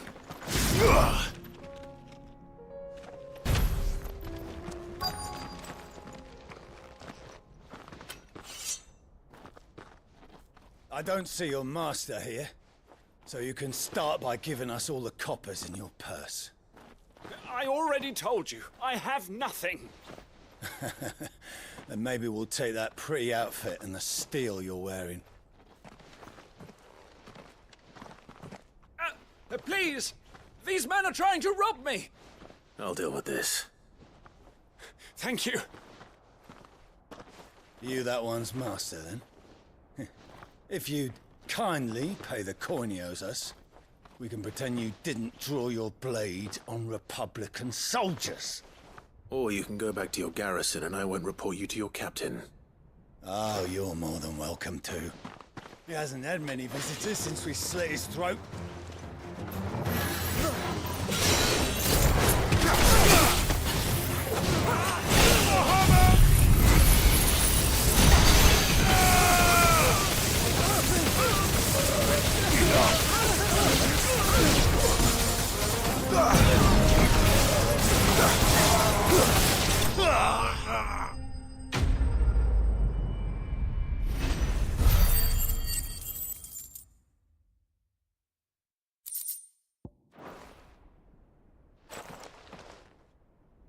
I'd expect as much from Hugo's faithful, but these were men of the fist. Much has changed in the Republican army since they lost their rock. You've seen this kind of thing before, then? Many times. I was sent here to observe the situation. You're one of Rutherford's men. He sent me to look for you. Well, then you have my thanks. I fancy I could defend myself against one, perhaps two, but a whole regiment. I arrived in Dalimil several days ago, but when I called upon the captain of the local garrison to make inquiries, his men confiscated my effects and locked me in a cell. The captain is no more, and his men make the rules now. Fortunately, I was able to bribe my way free, only to be stopped again by those soldiers you so kindly dispatched. What of the Fist's central command? Surely they wouldn't allow such lawlessness amongst their ranks. I would imagine they are unaware of it. Most of the army has fallen back to the capital and hunkered down behind her walls. Those who weren't recalled now rule the fringes unchecked, answering to no one but themselves. Then it's worse than we imagined. You should return to Rosaria. It's not safe here. I'll find a caravan heading north. You won't mind if I borrow one of these soldiers' coin purses?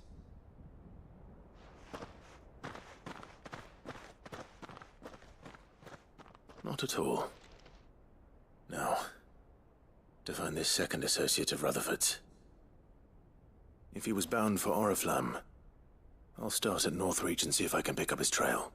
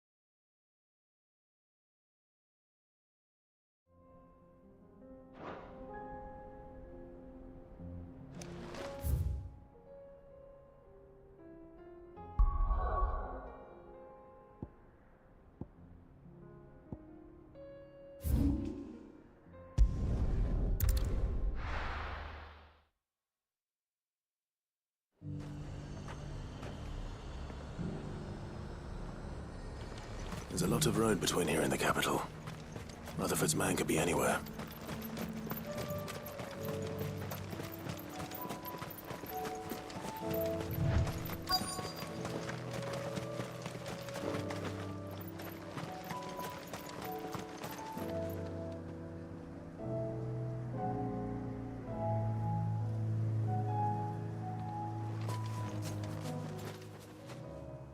What happened here? If you're with the others, they've already relieved me of my belongings. I'm not. I'm looking for someone who was sent here by a man named Rutherford. And then you found him. I am Alistair Rockford, attendant to the Lady Ariane of House Wellesley. Of the 7 high houses of Rosaria. It's been a long time since last I saw my great-aunt. Is she well? My Lord Marquis? Yes. Yes, she is. The Lady Dowager has granted me leave to assist your Uncle Stuart. I was on my way back from the old capital when I saw some villagers being robbed on the road here. Bandits? They looked more like field hands, but it didn't matter in the end. I did what I could to help the victims, but all it earned me was a pommel to the temple. Which way did they go? South, toward the gate. All right. I'll take care of them. Founder knows I've met enough of their kind. You head back to Northreach, visit the Vale, tell them I sent you. Thank you. I shall. Founder be your shield.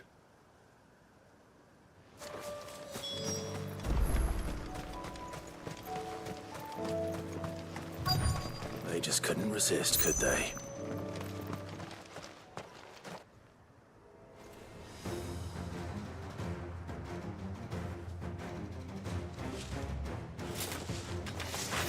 This one's ours, pretty boy.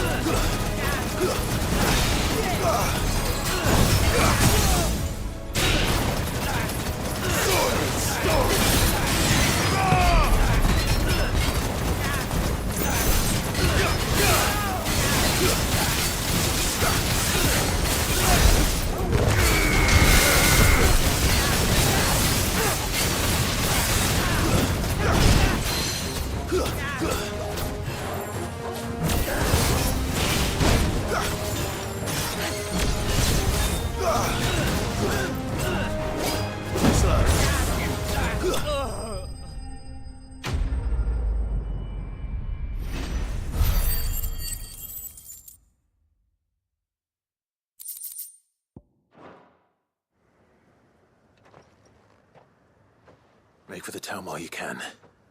There may be more bandits nearby. You don't need to tell me twice. Many thanks, traveler. This looks to be all of them. I thought I told you to make for the Vale. and stand by as ill might befall the heir to the ducal throne. It's just Clive, and I'm fine, which is more than can be said for you. I will survive. Strange that the garrison wouldn't intervene in such a brazen attack so close to their gates. The garrison have their hands full inside the city. Some days they don't even send out patrols. There are few hands left to work the fields, and even fewer to transport the grain. The market stalls are nearly bare, and the price for what remains is exorbitant. It's not uncommon to see a fight break out over a crust of bread. When I said the ones who attacked me didn't have the look of bandits, I meant it. They were probably just desperate. Rockford, listen to me. If you are to continue your investigation, you first need to seek the attention of a healer. Of course. I shall return to Northreach right away. But allow me to thank you first. Had you not happened along, Don't thank me. Thank Rutherford. It was he who sent me. I suppose he'll be wondering where I've got to. I shall send a Bastolus as soon as I'm able. Good day.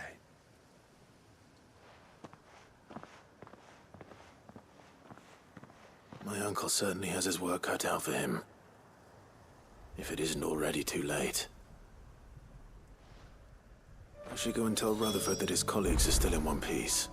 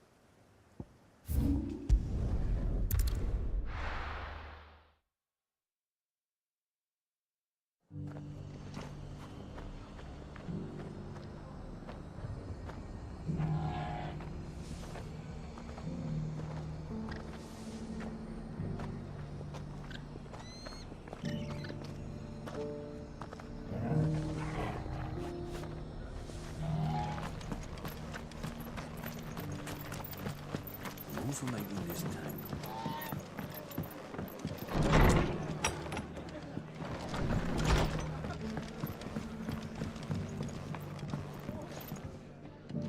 I see you're still here. The Rest's location affords a constant flow of traders, and with it, a constant flow of information. Speaking of which, I received word from both my associates. They have resumed their investigations, thanks to you. I only happened to be in the right place at the right time. They both seem to think the realm's prospects rather grim. I am afraid that grim would be putting it lightly. Storm is in crisis, and if we are to free her, we must work quickly. And we must work together. Such is your Lord Uncle's wish. As it is mine.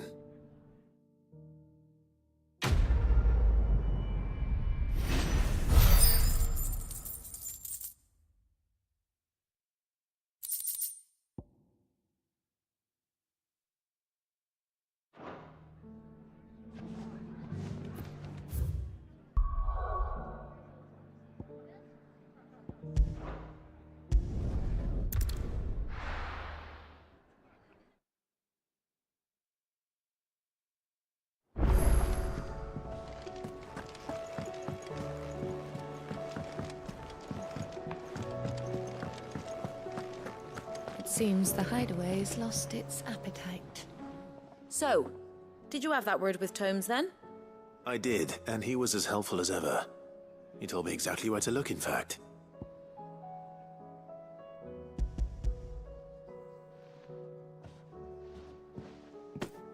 And what precisely will I be cooking up? Or is it better not to know? Blueback wyvern liver. And, a herb known as Saint's Bonnet. Ah, wyvern livers, was it? Well, at least it weren't actual worms, I suppose. Now then, you stay right where you are. I've got some cooking to do. Let's hope these grand old chefs of yore knew what they were on about.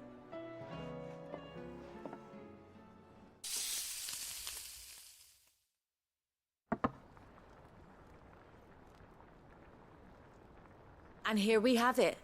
Fried mortress of skyworm. Ivan's offered to make sure it's fit for consumption. Well, I say offered.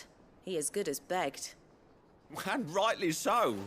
Is there any higher honor than partaking in a slice of culinary history?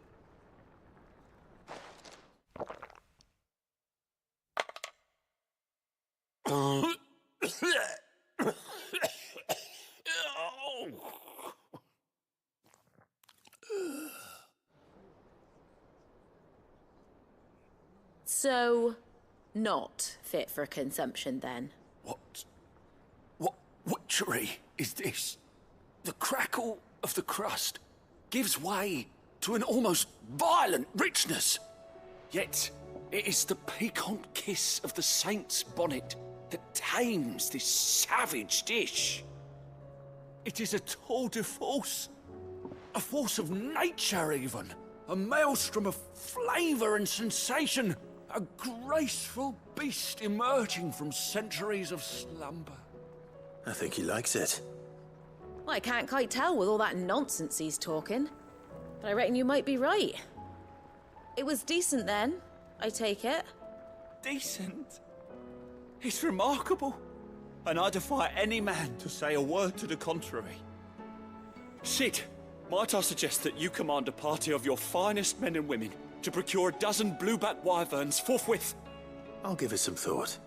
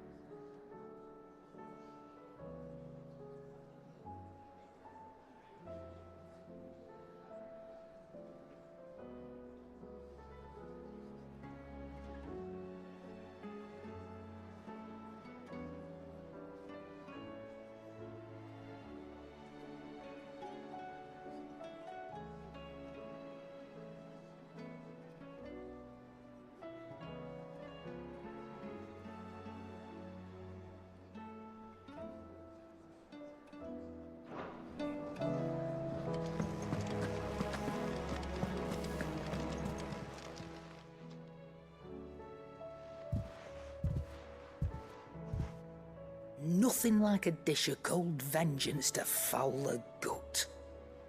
I'm sorry, Nan. I didn't mean to make things worse. I just thought I had to protect you. Like you've protected me. Aye, well, someone had to. Your parents certainly didn't give a whit for your well-being. Reckon the both of us would be worse off if I'd not taken you on. You've always been me right eye, Goots. And I'd have you stay that way. So don't you dare go looking for trouble again. Well, I will. If you ever need help, I'll do it again and again, and you can't stop me. Why, you big lump. Fine. Play the hero if it makes you happy. Thanks, Nan. I won't let you down. There's nothing he wouldn't do for you. That's as maybe. But if he's ever to make his own way in life, he'll need to start looking out for himself as well. Till then, he'll need people to watch his back, just like you did in Dalamil. Don't think I didn't appreciate that. Of course. His family. Stop it. You make me one good eye, mister. I don't go thinking that'll do you any favours. A potion today'll cost you the same as it did yesterday.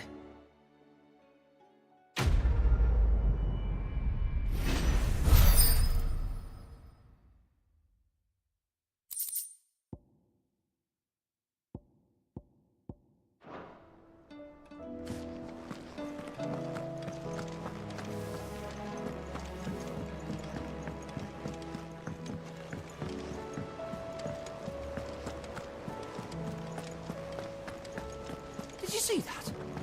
Tell me you saw that.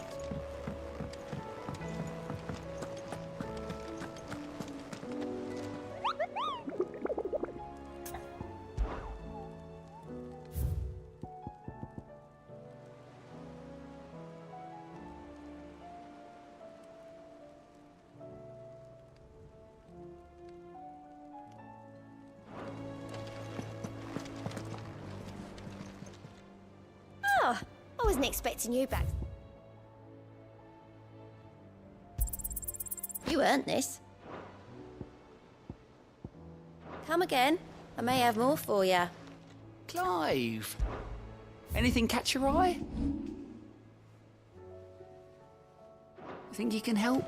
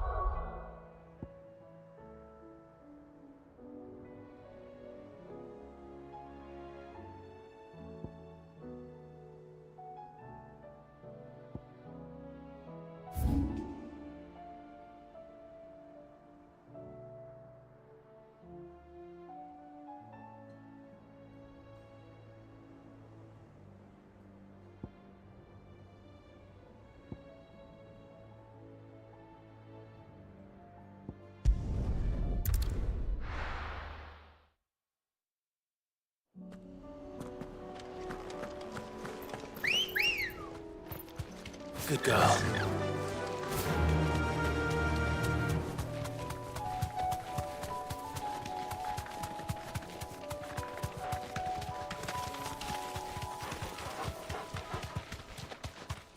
Caution, brother.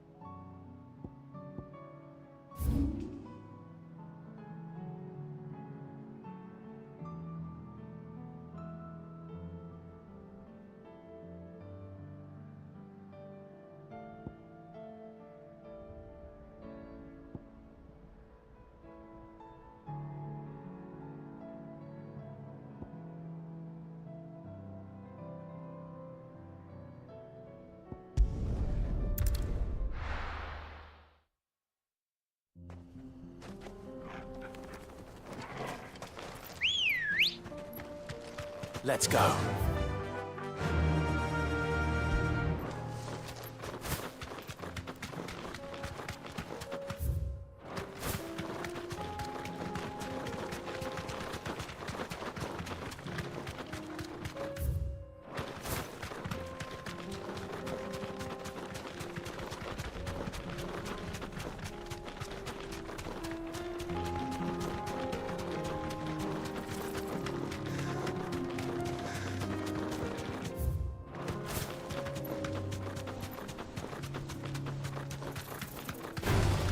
This won't be easy.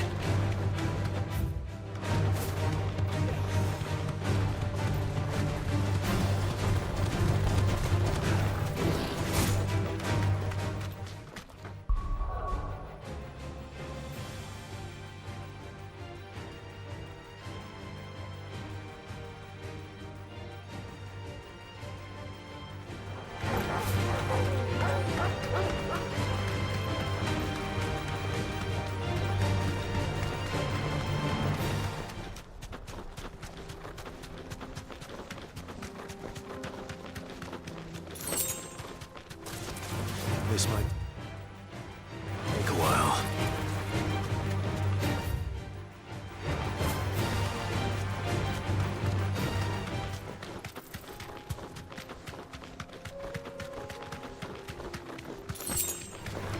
Don't get surrounded.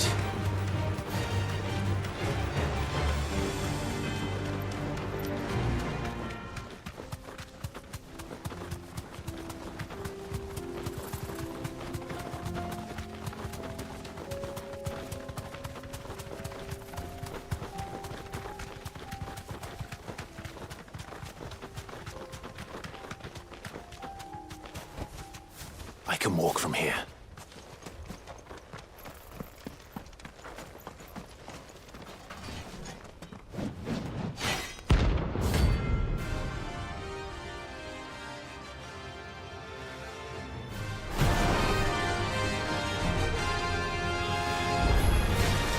Another God's forsaken soul, eh?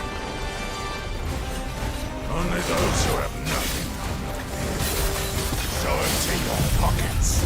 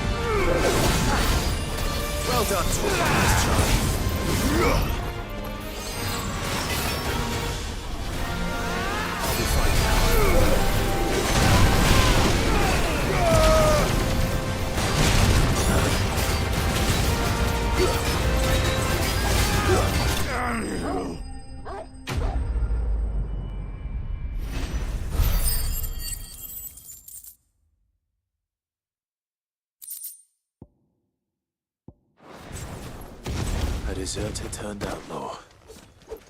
We were more similar than he knew.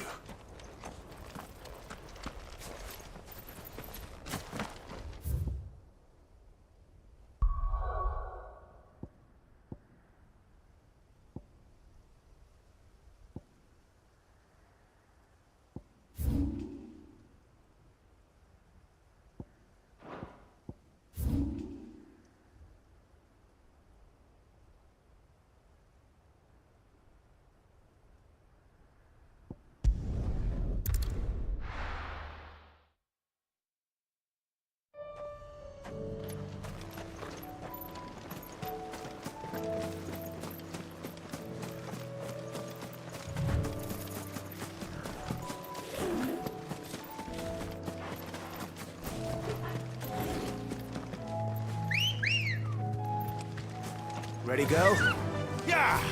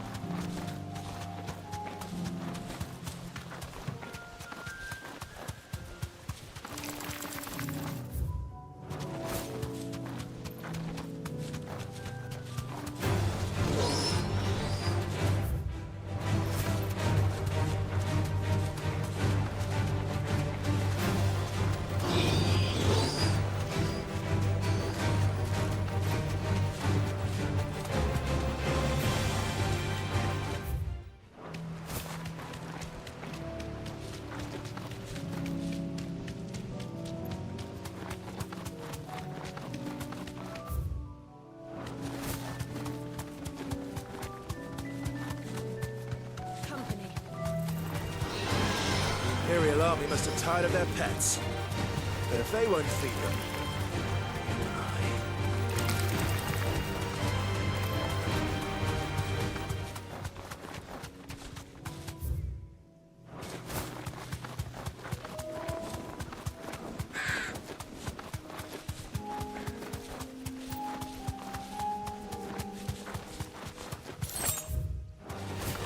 Time to fight.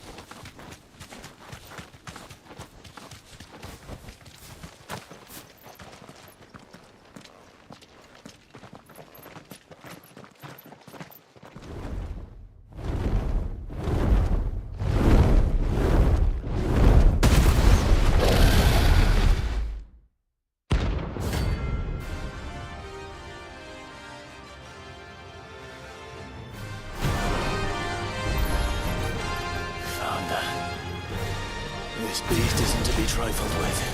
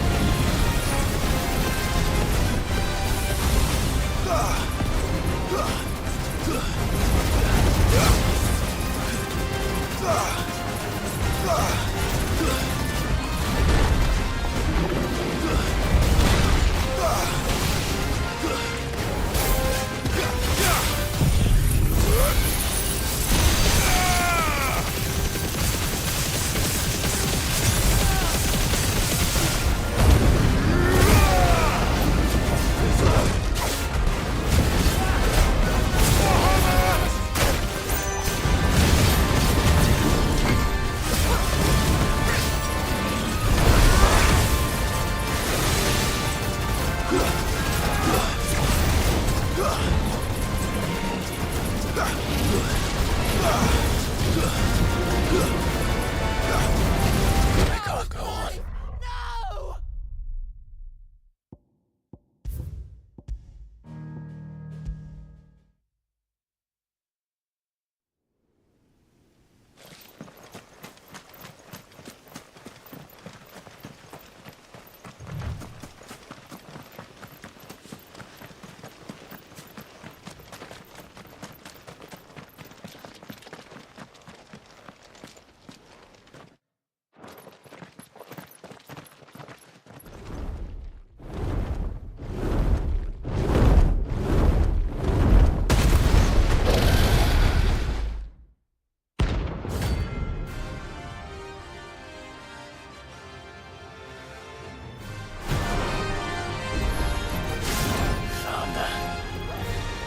This beast isn't to be trifled with.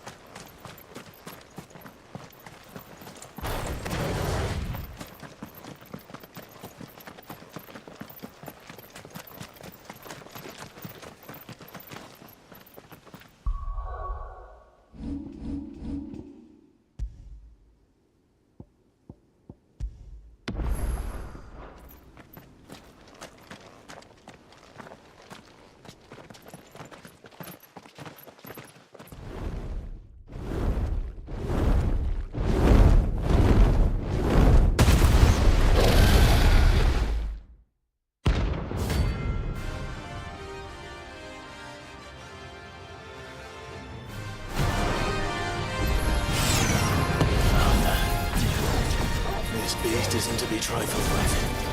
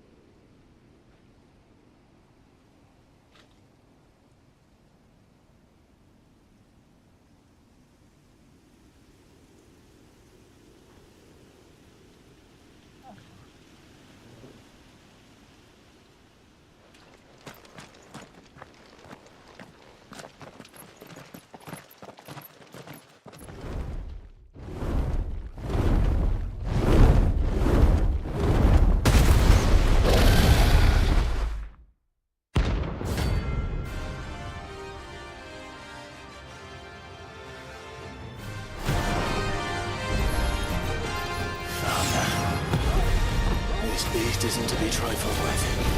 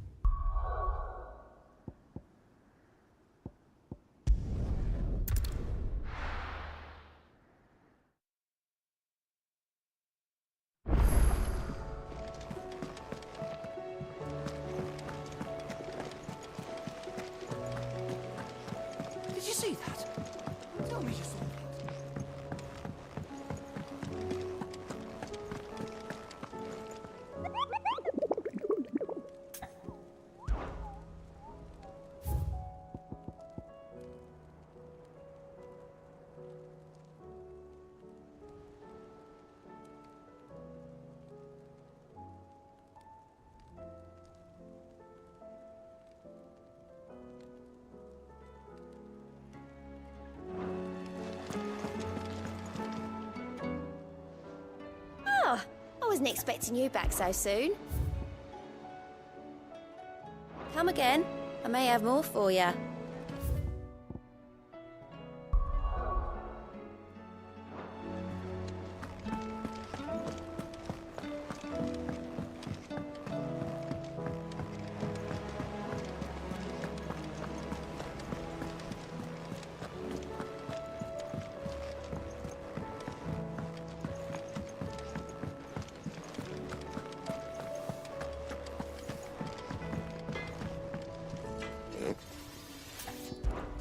So, will it be?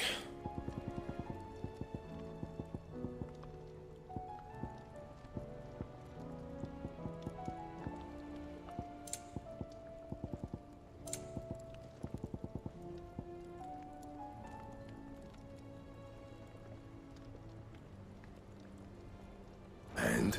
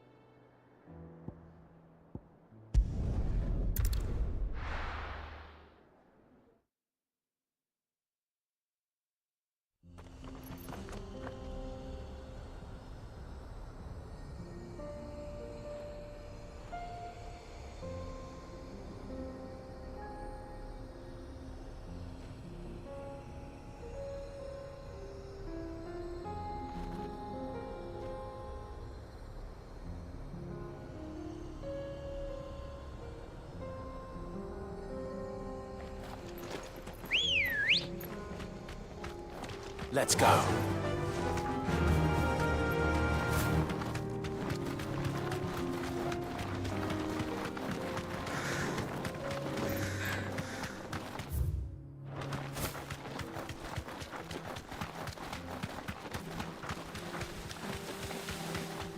We can use the ruins to cross the ravine. Assuming they will allow it. The Echoes have a will of their own.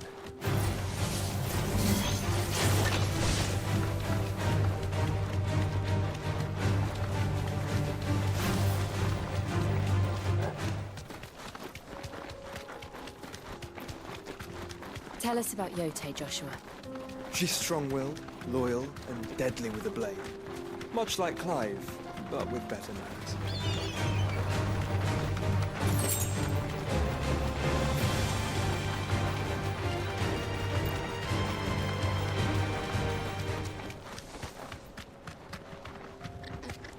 You deserve a rest. I do. Where are you off to now, then? Bound for the Free Cities, perhaps? Oh, no need to say if you'd rather not. We all have our reasons. Ain't exactly feeling like sharing with strangers myself at the mo. Told. Do with a bit of inspiration. Don't know which way to turn no more. Was doing a roaring trade back in Oriflamme. Right up until the poor Drake lost her noggin. So, thought I'd try me luck in the desert. And the Fang went the same way. And don't get me started on the mess in the bloomin' Dominion. Suppose I could try Canberra next. But knowing my luck, the old place be crawling with the works before I'd even set out me stall. But as I always say, where there's crisis, there's opportunity. The opportunity to mint Gil, that is. So, where to next? Is there any money to be made in Ash? Do orcs even carry Gil?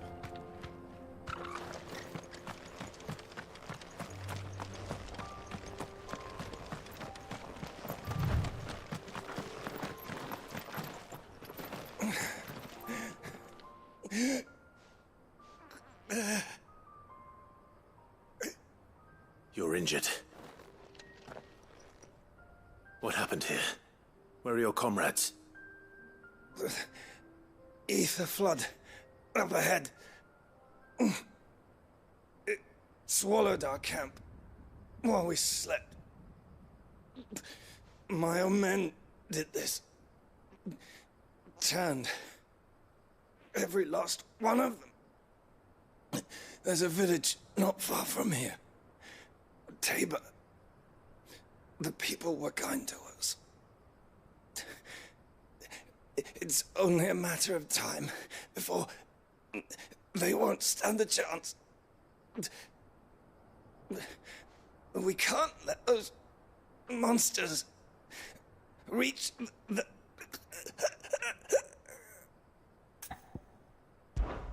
I'll go. You catch your breath. Thank you. Our encampment is up ahead. Just off the track.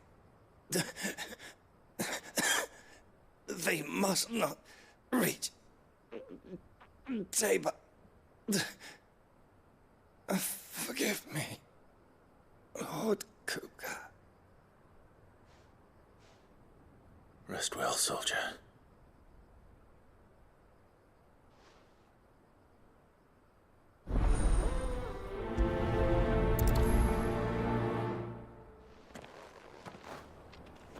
You said the encampment was close. Let's hope the Akashic are still there.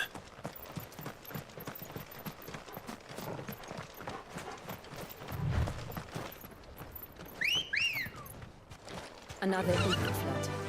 They're everywhere now. We can't go around it.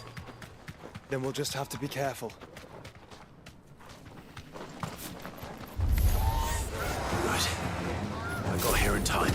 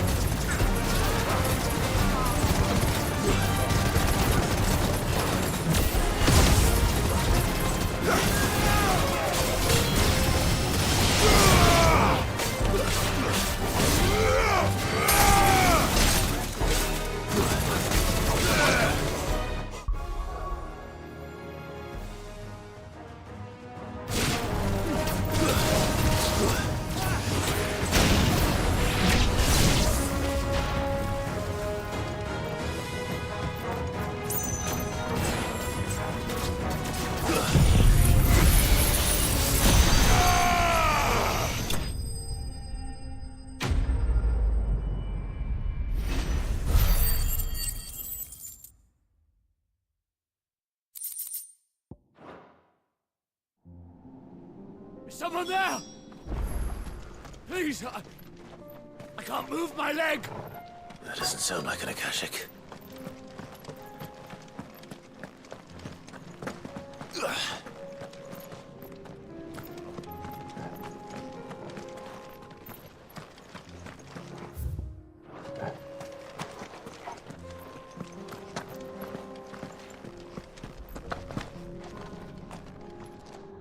You're with the battalion?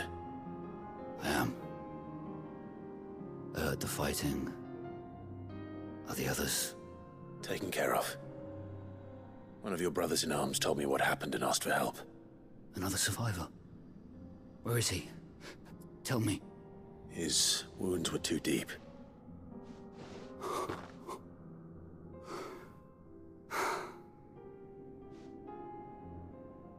He was right to send you. Those things you slew are no longer my brothers. Tabor is safe thanks to you. Here, you've earned it.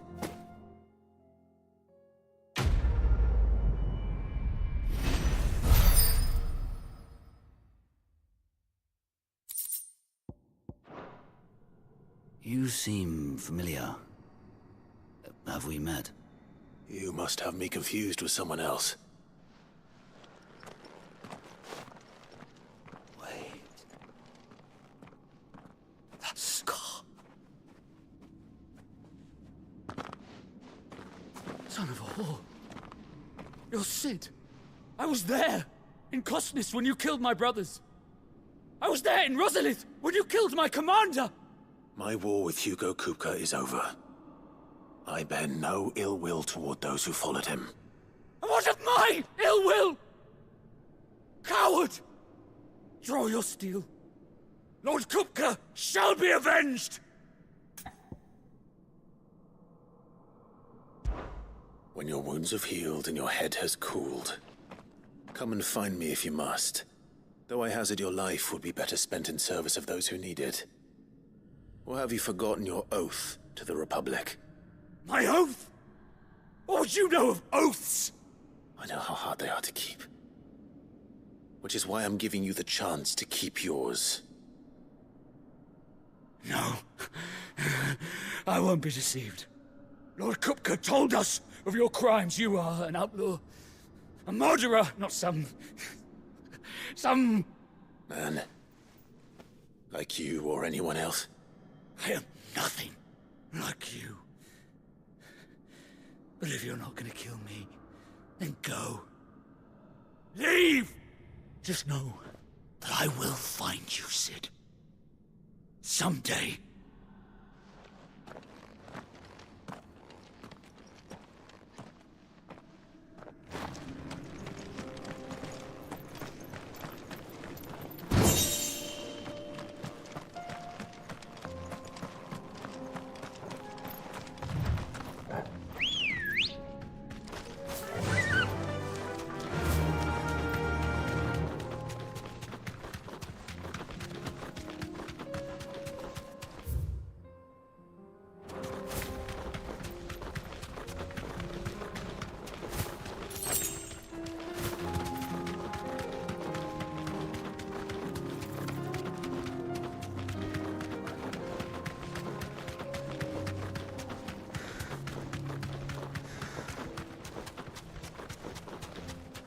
We're nearly there. Have you been to Tabor before? There are a few places I haven't. I can walk from here. Welcome, travelers. We don't get many visitors here in Tabor.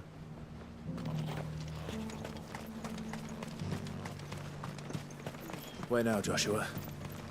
There is a residence just inside the city gates. She awaits us within.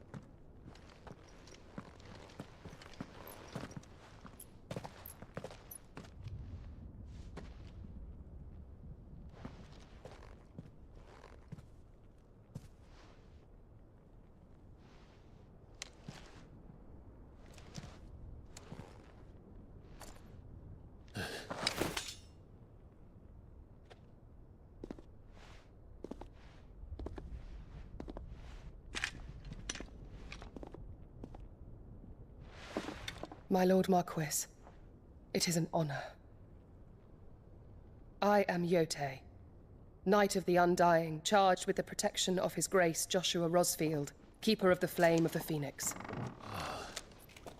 Of course. It all makes sense now.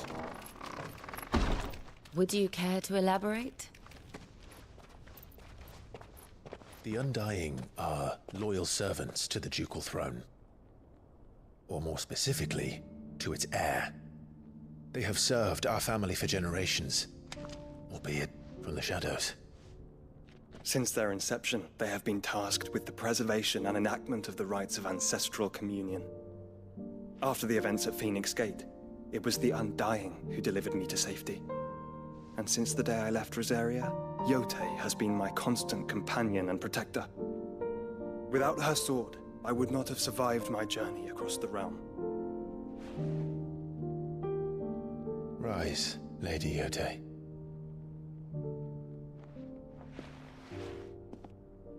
You saved my brother. I owe you a debt I can never repay. I but did my duty. Come now. Tell us what you've discovered. Your Grace. It is as you feared. The vessel we spied off the coast of the Crystalline Dominion on the night of her fall. It was the Einherjar. Beyond any doubt. The Black Galleon. Joshua. The Einherjar is the Royalists' flagship. What business would they have in the Dominion? Upon learning of Waloed's involvement in recent events at Drake's Fang, I sensed the malign influence of Ultima, and bid Yote and the Undying look into the matter. We have reason to believe that the Black Galleon weighed anchor shortly after the fighting began, and set a course due south. For Canva. Then it is Waloed knights who besiege the cities. What is left of them? Yes. And the Black Galleon sails at but one man's behest. Barnabas Tharm.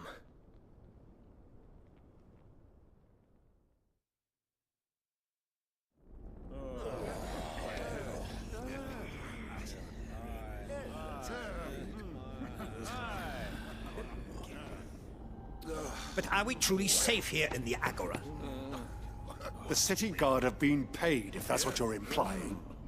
All the more reason for them to run. Well, you are free to leave, Lord Minister.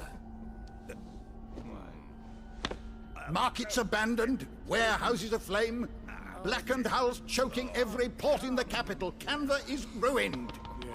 The realm teeters on the brink of chaos, and all you can think about is commerce! Forgive us! We were not aware Dalmekia now subsisted on charity! Not quite. How dare you!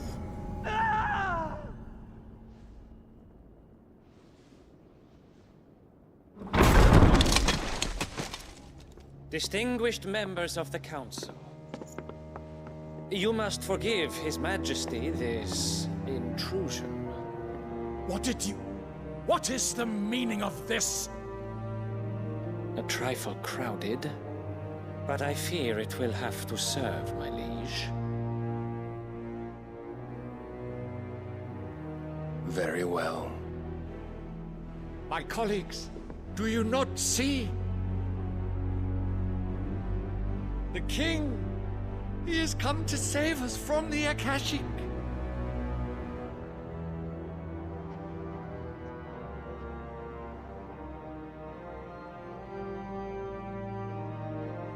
He is a gift from the heavens, divine intervention, our very salvation. And of course, if it is compensation he requires, we would be most willing to negotiate a fair price for services rendered. Fools! Your ignorance unbecomes you. Your Majesty, correct me if I'm wrong, but I would swear that the fiends washing the cobbles of Canva with the blood of her citizens wear the colors of Waloed. Ha! So you do not deny it. Guards, fetter them, and see our guests to the dungeons!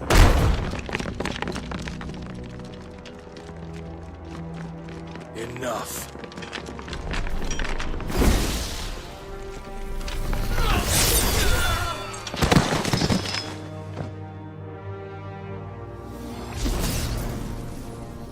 Pathetic creatures.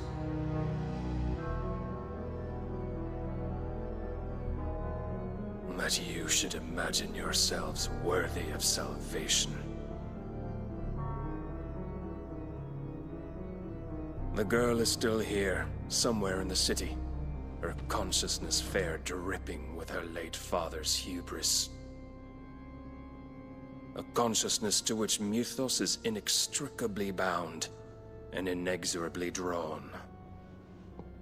See that he is made welcome. Yes, Your Majesty. Come, Mythos. Surely the prince's light cannot have sated you.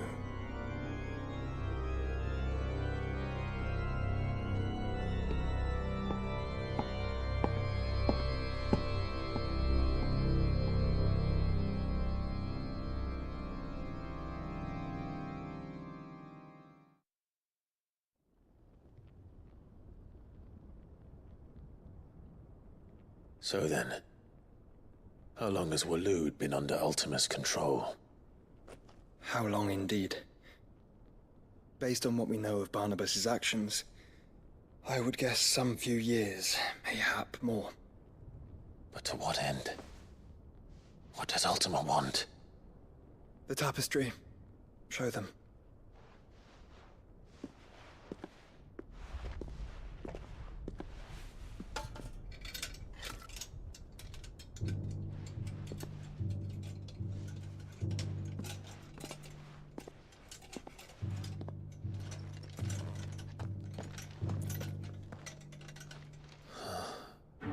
By the flames. Phoenix Gate, Drake's Breath, and now here. But what is it? It is old, ancient, even. Naught remains of the faith it represents, save what can be gleaned from the image itself. None could tell me what the one in the apothecary meant, even the Undying. But I believe it may be the key to discerning Ultima's purpose. That figure in the center, the one beneath whom the icons congregate, that I believe to be Ultima. He is a god, or at least godlike. His very existence beyond our ken. The icons, and by extension their dominants, are meant to be his subjects, and while some, like Barnabas, have accepted this role, others have rejected it. Like you, Clive, which is rather inconvenient, as it appears he needs you most of all. And gods don't like to be disobeyed. No, I don't suppose they do. Clive, may I tell Yote of the lake? By all means. Yote, I will be accompanying my brother to the Free Cities. Whilst we are afield, I would have you watch over those Clive has made his wards. Omielos delan tuisag ilith. Though well concealed, the hideaway lacks trained fighters to defend its occupants should they be discovered. But it is my duty to... As it has ever been my brother's duty, remember.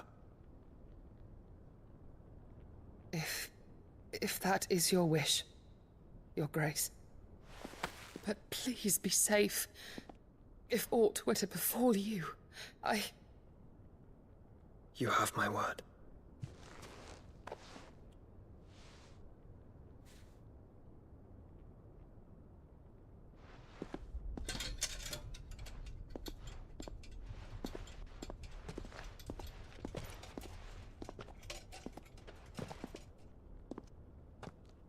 Farewell, my lord, my lady. We are in your debt, Yote.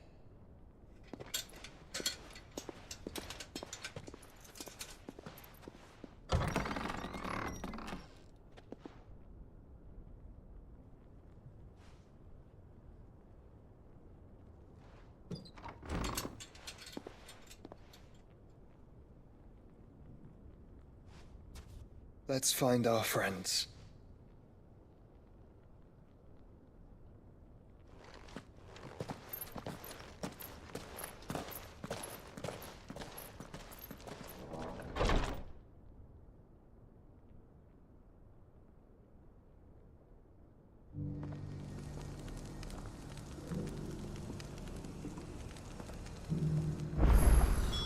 It's plain she cares for you very deeply. And I her, which is why I had to let her go. Opportunity beckons. Who among you is bold enough to heed her? Is that blade for hire, perchance? Because I have a mind to make a killing. Figuratively, I hope. Well, yes and no. A passing caravan carried with it a rumor most fortuitous for one in my trade, that an elder Dread Evis had been sighted in the fields of Carava. Dread Evis are aggressive beasts. Compelled as they are to acts of violence, few survive to maturity, but those that do develop a hide of phenomenal value. A hide you want to sell? Eventually, yes. Though I would have it tanned first that it might be crafted into marvels the likes of which the world has never seen. Dread Evis skin is a rare thing indeed. But the worked hide of a well-aged beast, now that would fetch such coin that Gilbert himself might weep with envy. Bring me that beast's skin, and I will share with you the bounty of our combined labors. All right. I'll hunt your Evis. Of course you will. When one lives in such troubled times, it is a fool who lets opportunity slip his grasp. Leave Tabor through the east gate, but take the path that branches west. Once you reach the checkpoint at Tovany, you are a mere stone's throw from the fields of Carava. I eagerly await your safe, and above all, triumphant return.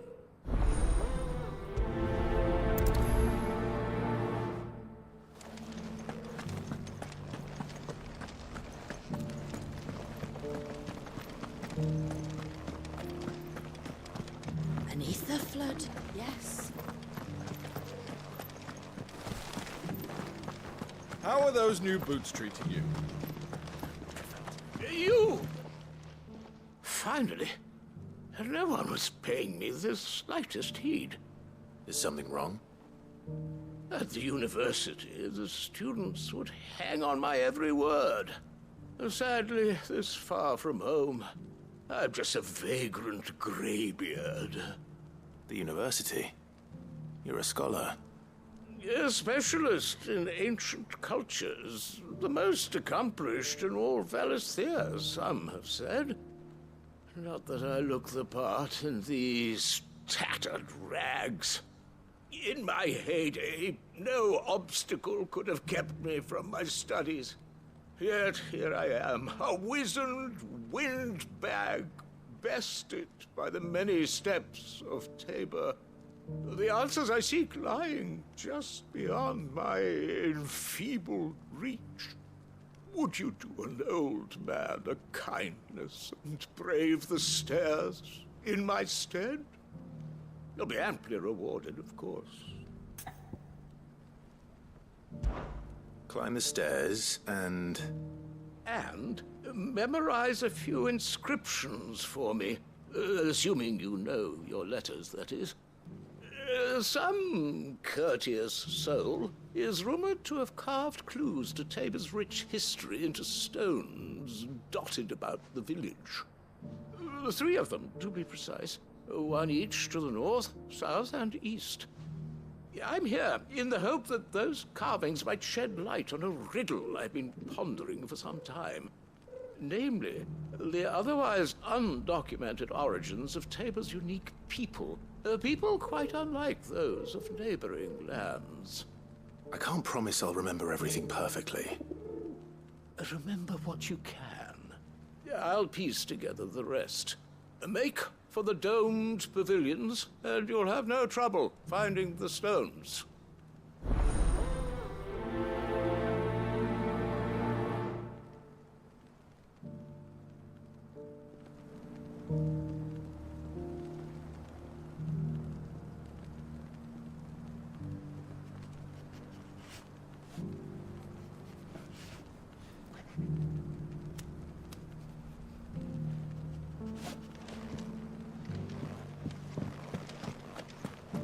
How are those new boots treating you?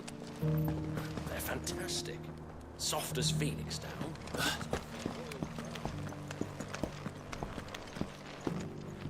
That Cyril fellow's an odd fish, don't you think?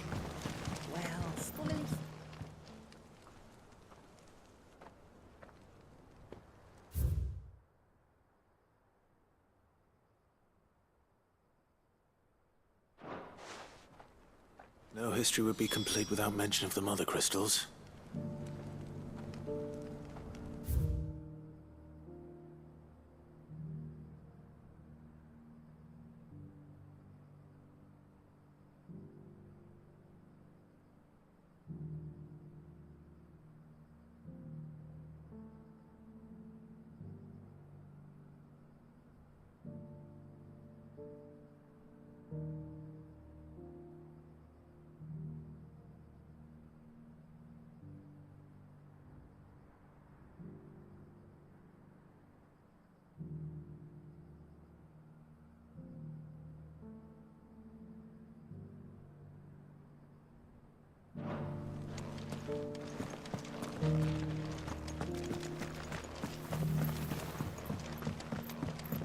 So it's these stones to Canva, and the rest of the boxes to Dalla.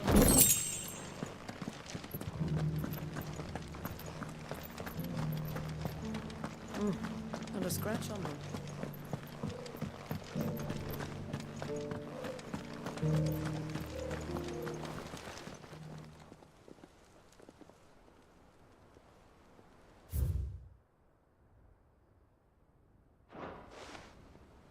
What golden plains might the wanderers have called home, I wonder? Thank you for the deal, Ed, mister.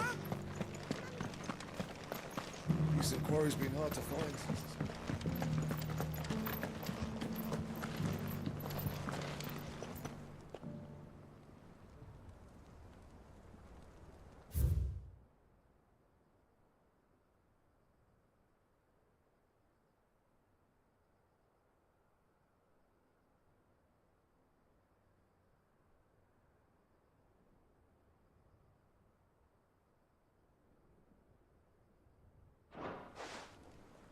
Farmers must have settled here in Tabor. I should speak to the old scholar before I forget everything I've read. The engravings were in good repair considering their age. Oh, would that I could have seen them for myself. Oh, come, don't tease me now. What did you learn of this place and its people? Let's start with the engraving to the south, shall we? What did it say?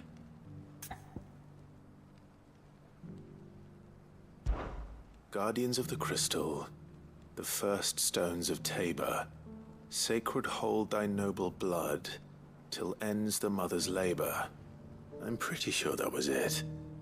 Fascinating. It would seem the founders of this city were descendants of those fallen charged with protecting the mother crystals. But whatever could have driven the Guardians so far from their sacred charges, I wonder? The engraving to the north is next, I think.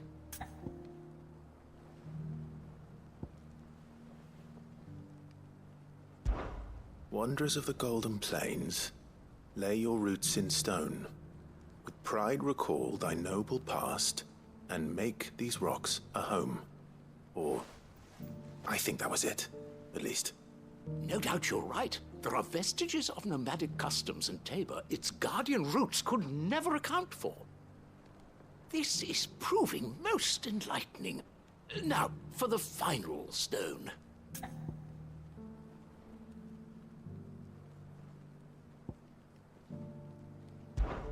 Children of the hunters, now tillers of the land, reap her promised blessing and give praise her gracious hand. That's all three. And so, we add primitive farmers to Tabor's founding peoples, the final piece of the puzzle. 3 engravings, one for each of the 3 peoples to have settled Tabor in ancient times. Guardians of the Mother Crystal, wanderers from across the plains, and last but certainly not least, hunters turned farmers. Little wonder it was so difficult to trace the roots of Tabor's culture. Those roots reach down through 3 distinct traditions. Nonetheless, one cannot help but wonder why this fact is not better known among scholars, given that the stones stand here for all to see. Too many stairs, perhaps. Ha! Too many by far. Here, and thank you.